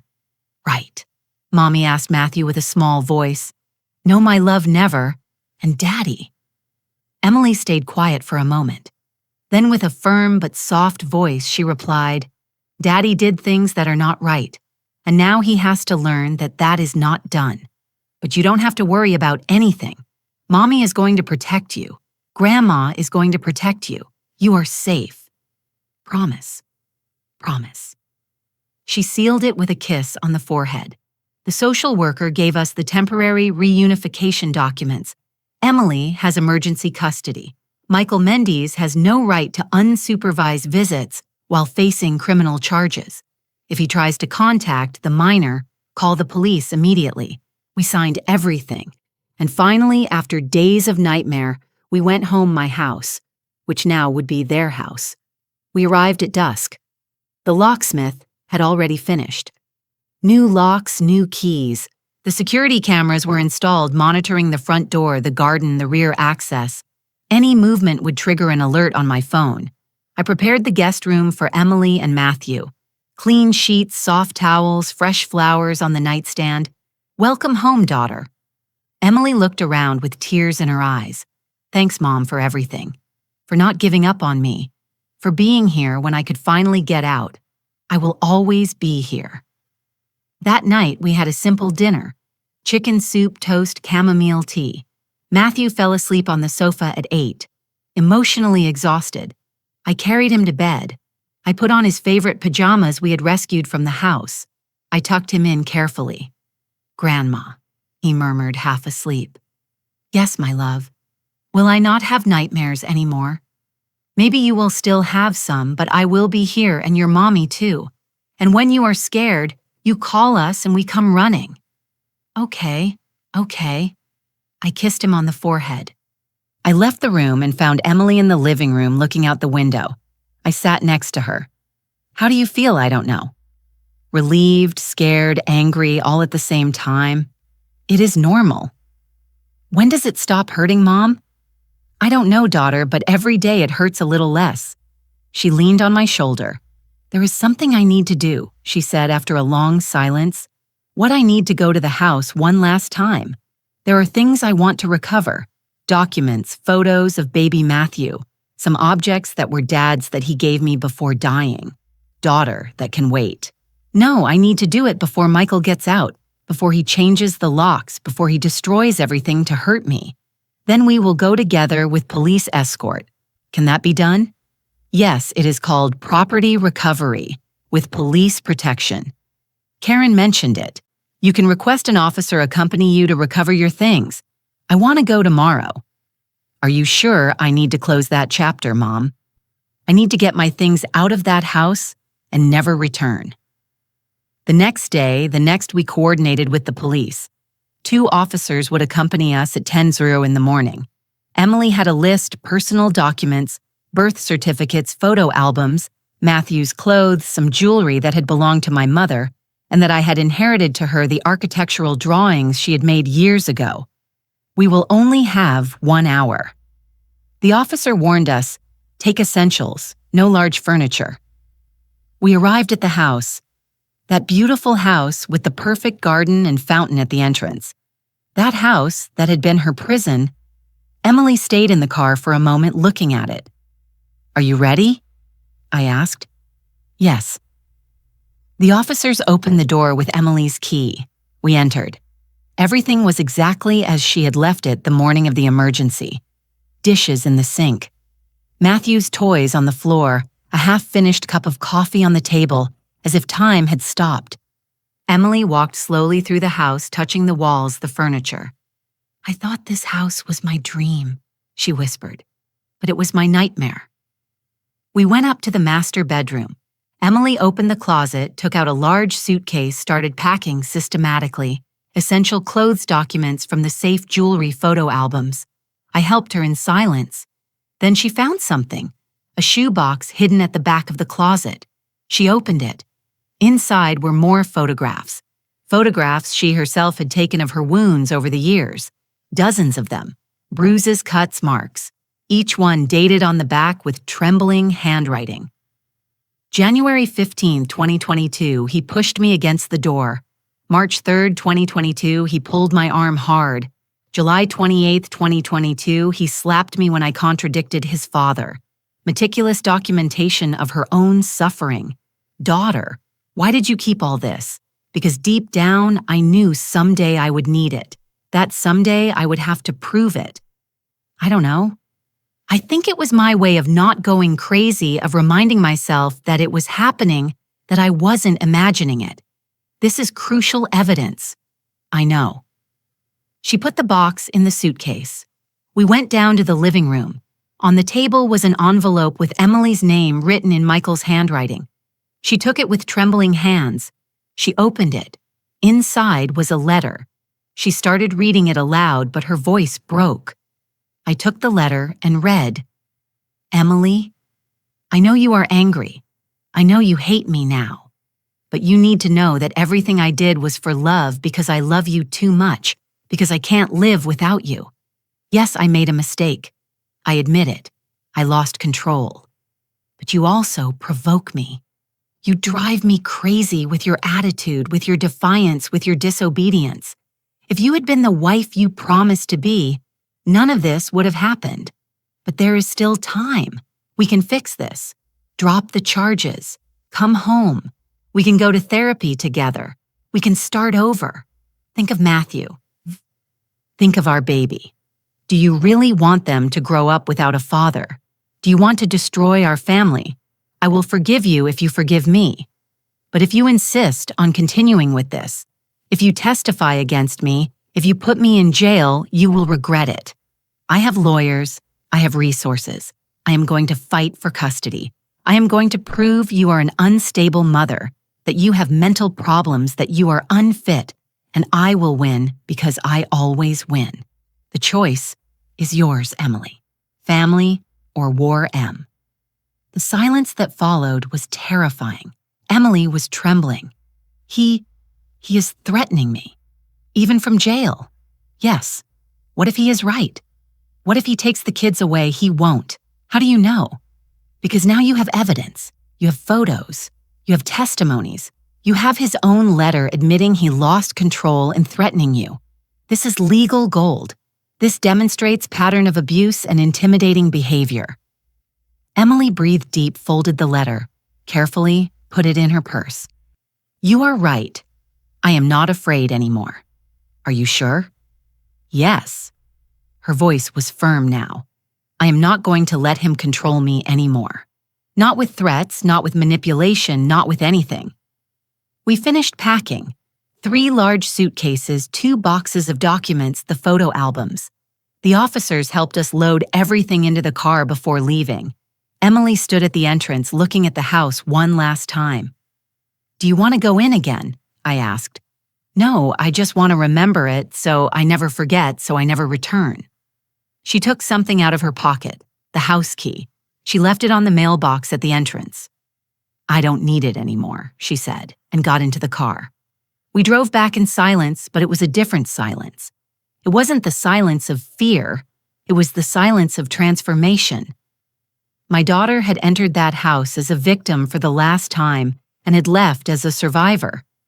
That night, while Matthew slept and Emily rested, I received a message from Karen. Nancy Michael paid bail. He gets out tomorrow. I felt a chill, but immediately sent another message. We are ready. Let him come. We aren't afraid of him anymore. And it was true because this time we had something he didn't expect. Evidence, determination, and the truth on our side. Justice would be slow, but it would come. Michael got out of jail on a Friday afternoon. I knew because the security cameras at my house captured an unknown car passing slowly in front of the entrance 3 times. It didn't stop, didn't ring the bell.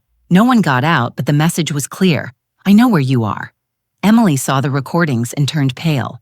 He is violating the restraining order. Technically, no, explained Karen on the phone. The order specifies he can't approach within 500 meter.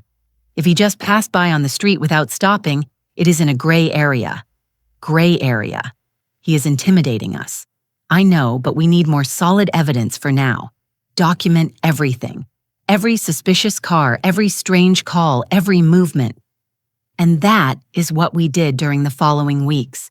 We lived in a state of constant alert. Every noise made us jump. Every car that passed made us nervous. Matthew had nightmares every night. He woke up screaming, looking for his mother. Emily slept with him, hugging him, whispering that everything would be fine. But I saw the tiredness in her eyes, the weight of living with fear. Then the messages started not directly to Emily. That would have clearly violated the restraining order, but through other people. Her mother-in-law, Mrs. Linda, called her one day. Emily put the phone on speaker so I could hear. Emily, please. Michael is destroyed. He doesn't eat. He doesn't sleep. He just cries. Mrs. Linda, with all due respect, your son almost killed me. It was a mistake, a terrible mistake, but he regrets it. He is going to intensive therapy 2 times a week. He is taking medication. He is doing everything possible to change. I am glad he is receiving help, but that doesn't change what he did. Emily, think of your children. Matthew needs his father, and that baby you are expecting will also need him. My children need a living mother, and that is what I am going to give them. Don't be cruel, Emily. Don't destroy my son's life for a moment of weakness. A moment. It was years, Mrs. Linda. Years of abuse that you saw and never said anything. Silence on the other end of the line. Because I know what marriages are like, said Mrs. Linda finally with a broken voice. I know sometimes men lose control, but a good wife knows how to handle them, how to calm them, how not to provoke them. Listen to what you are saying. You are justifying violence. I am being realistic. That is how the world is. Emily, if all women reported their husbands, there wouldn't be any intact family left. Then maybe it is time for the world to change. Emily hung up trembling with rage. 50 years, she said. 50 years believing abuse is normal, that it is her fault that she must endure it. And that is why what you are doing is so important. I told her, you are breaking the cycle. Days passed. The trial approached. The prosecutor kept us informed of the process. Michael's legal team is looking for a deal.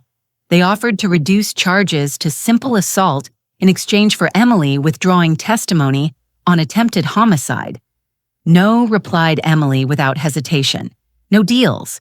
I want a full trial. Are you sure the trial will be public? The media will be present. Your private life will be exposed. Let them expose it.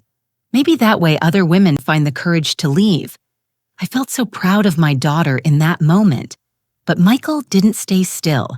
He started a campaign on social media. Not directly, of course, that would also violate the restraining order. But his friends, his family, started posting messages supporting Michael Mendes in these difficult times. A good man being destroyed by false accusations. Justice for Michael. They posted photos of him with Matthew old videos of family birthdays, images that made him look like the perfect father, the loving husband. The narrative was clear. Emily was the villain, the liar, the one destroying a perfect family. Some strangers started writing messages to Emily. Hope you are ashamed. You are a bad mother. You are taking the father away from your children on a whim.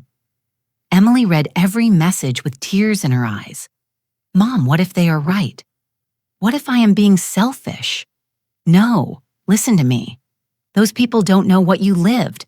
They didn't see the marks. They didn't hear the threats. They didn't feel his hands on your neck. You know the truth.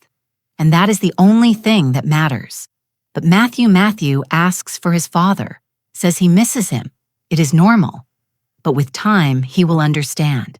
He will understand that what you did was for love to protect him. One night, 2 weeks before the trial, I received a call. It was Mr. Robert. Nancy, we need to talk. I have nothing to talk about with you. It is about my grandson's future. I hesitated. Then I accepted. Okay, tomorrow, in a public place. I choose where. As you wish. We met at a coffee shop in broad daylight with people around. Mr. Robert arrived alone, without his wife, without lawyers. He looked older than I remembered, tired, defeated. He sat in front of me. Thanks for coming. What do you want, Mr. Robert? I want us to talk like reasonable people, without lawyers, without judges, just you and me. Speak. He sighed deeply. Michael is my only son. I raised him as I could. I gave him everything. Education, opportunities, values. What values did you teach him? That women are property, that violence is acceptable. He stopped. I taught him what my father taught me, that a man must be strong, that he must maintain control of his family. That is not control. It is abuse. Maybe his voice broke. Maybe I was wrong. Maybe we raised a generation of men who confuse strength with cruelty. I looked at him with surprise. I didn't expect that answer. Why are you telling me this? Because I saw the photographs, Nancy, the ones they presented at the preliminary hearing, and I saw my son in them. I saw what he did, and I saw myself. He took off his glasses and wiped his eyes. For 50 years, I did the same to Linda. Not as severe, maybe, but I controlled her. I silenced her. I made her small.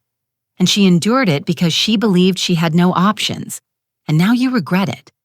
I don't know if it is regret or shame or simply the late realization that I was destroying the woman I loved.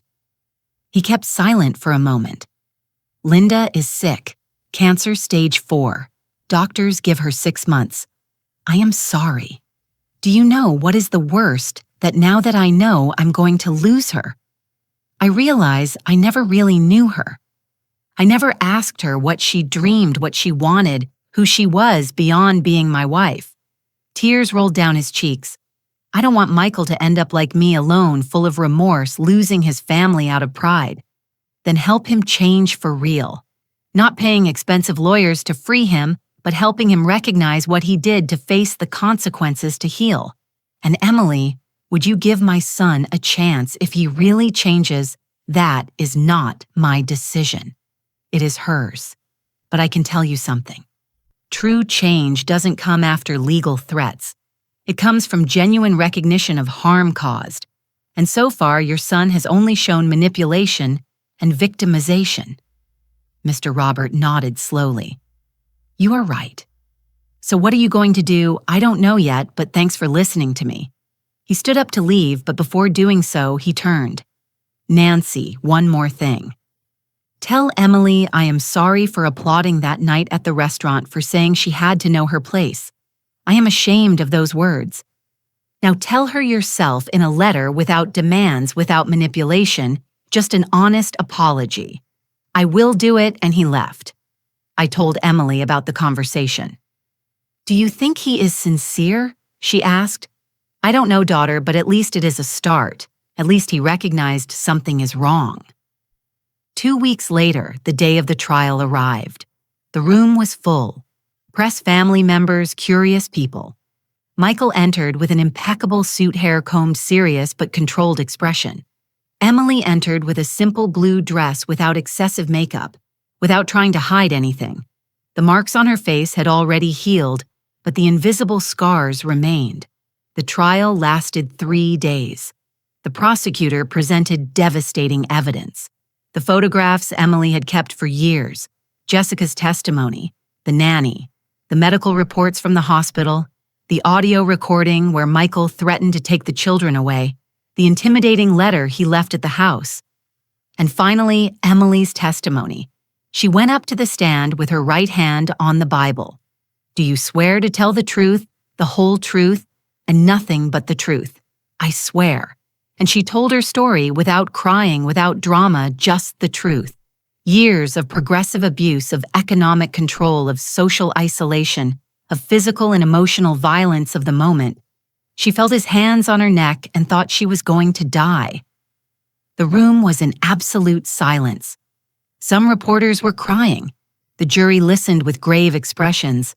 And Michael kept his gaze low.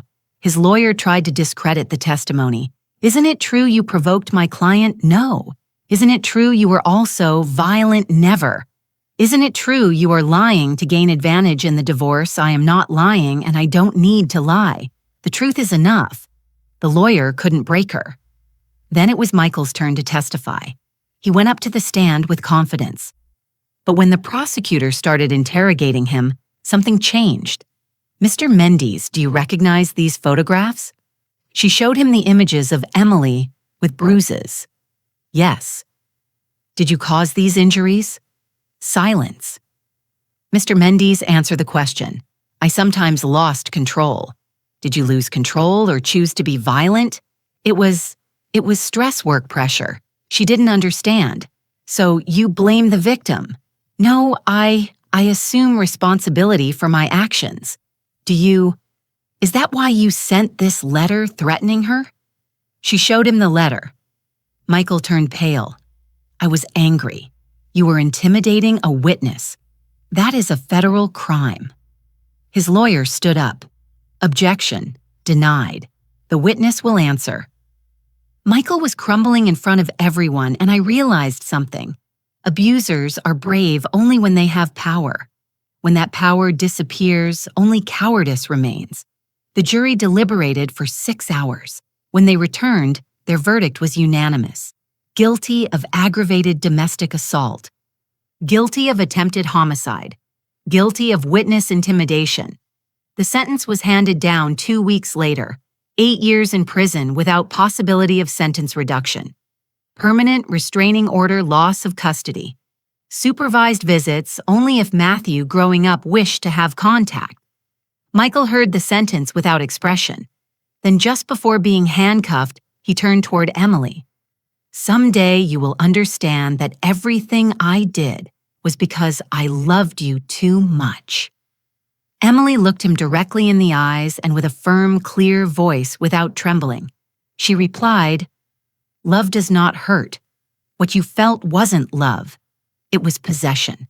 And never again will I allow anyone to confuse the two things for me. Those were the last words they exchanged. They took him out of the room. And Emily breathed. For the first time in years, she breathed without fear. Outside the courthouse, the media waited. Emily gave a brief statement. My name is Emily Caldwell. For years, I was a victim of domestic violence. I kept silent out of shame, out of fear, out of believing it was my fault. Today, I am here alive because I finally found the courage to leave, because I had my mother holding me, because I understood my children deserve to see a strong mother not destroyed. If there is a woman listening to me now who is in a similar situation, you are not alone. It is not your fault. And yes, you can get out. It is hard. It is terrifying. But it is possible, and it is worth it. The cameras captured everything. The next day, her testimony was national news. Your Emily became a trend. Thousands of women shared their own stories. Many found the courage to report. Shelters reported increase in calls for help. My daughter had become a symbol. She didn't seek it, but she accepted it with dignity. Months passed. Emily gave birth to a girl. She named her Victoria, for the victory she finally found.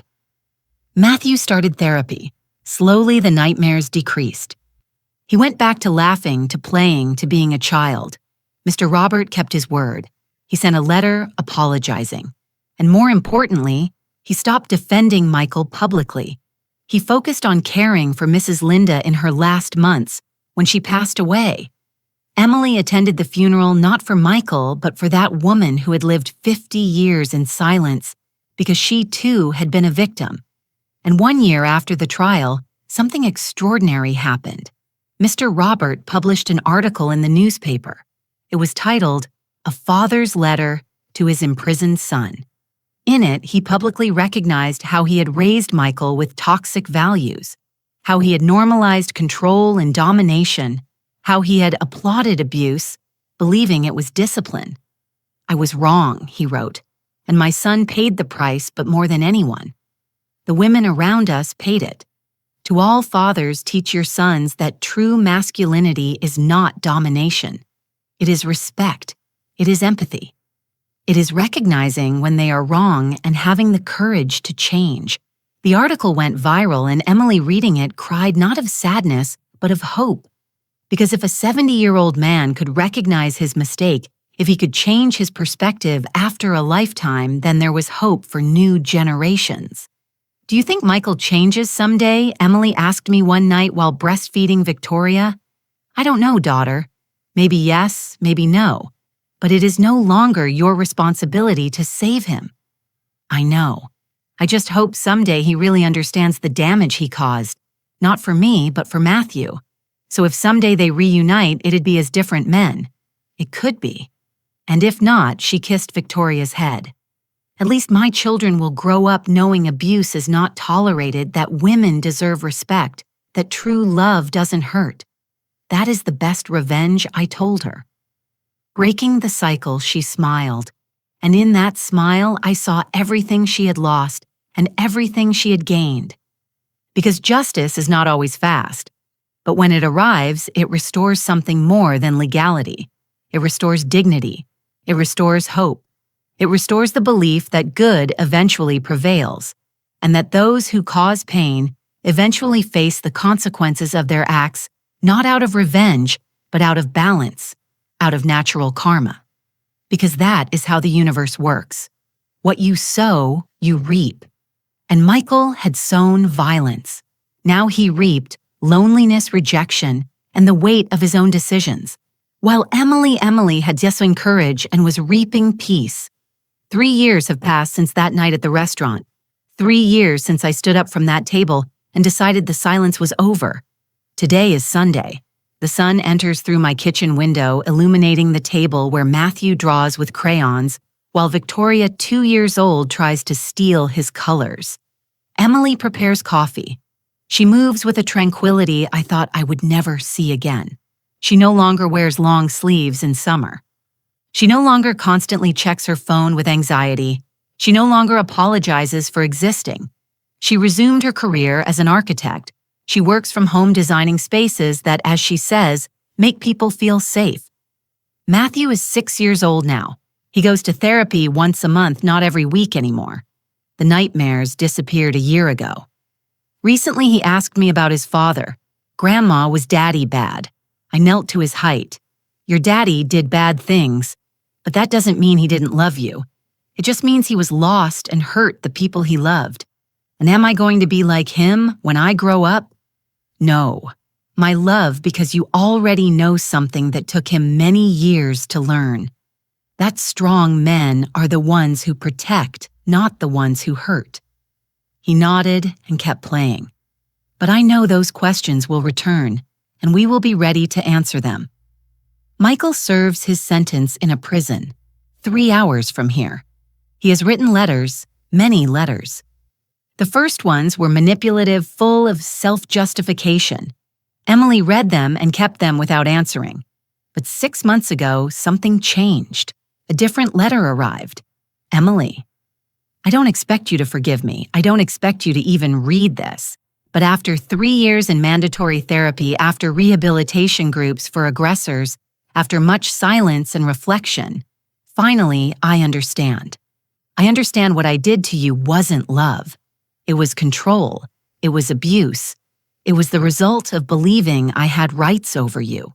I was educated to think being a man meant dominating, and when you showed strength, I saw it as defiance, as a threat. I was wrong. I am not asking you for anything. I don't expect another chance. I don't want you to return nor forgive me. I just want you to know I assume complete responsibility for the damage I caused, and that if someday when Matthew is older and wants to know me, I will be honest with him about my mistakes, so he learns from them, so he doesn't repeat them. I wish you peace. Emily showed me the letter. Do you think he is sincere? She asked.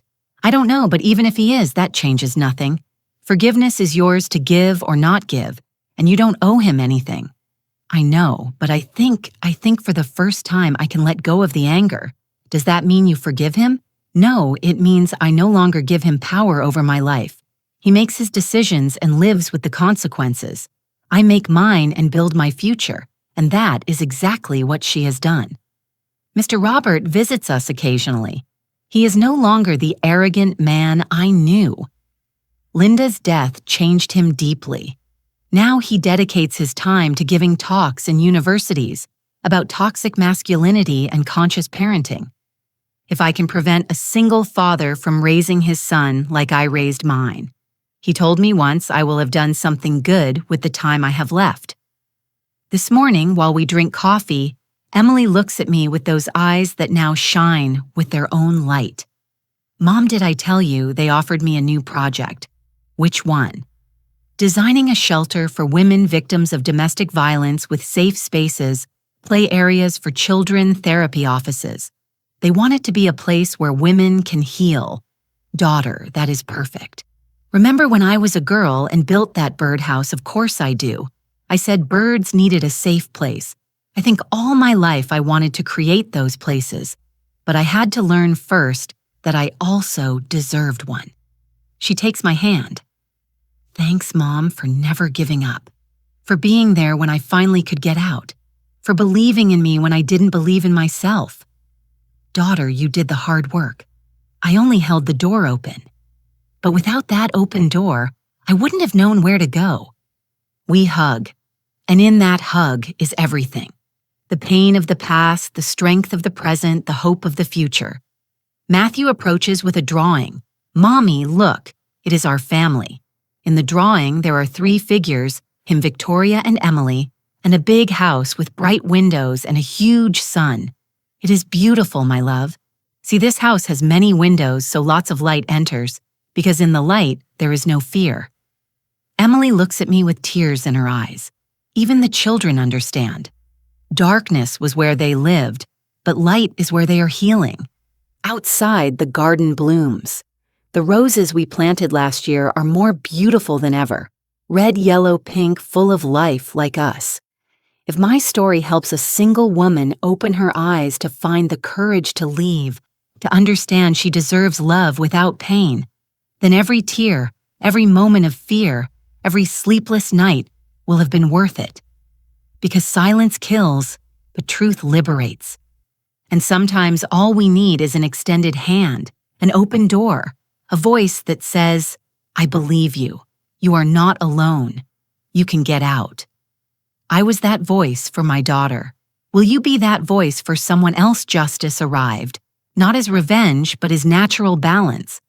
Michael lost his liberty, his family, his reputation. Emily won her dignity, her peace, her future. And we learned that true love doesn't control, doesn't hurt, doesn't destroy. True love liberates, protects, builds. This is my story, the story of a mother who didn't give up and of a daughter who found the courage to fly. Thanks for listening to me until the end. If this story touched your heart, subscribe and activate the bell to listen to more stories of women who transformed their pain into wisdom. Dust Revenge. Every day, a woman, a life lesson. Share this story with someone you love. Sometimes a story like this can change a whole day. God bless you, and until next time.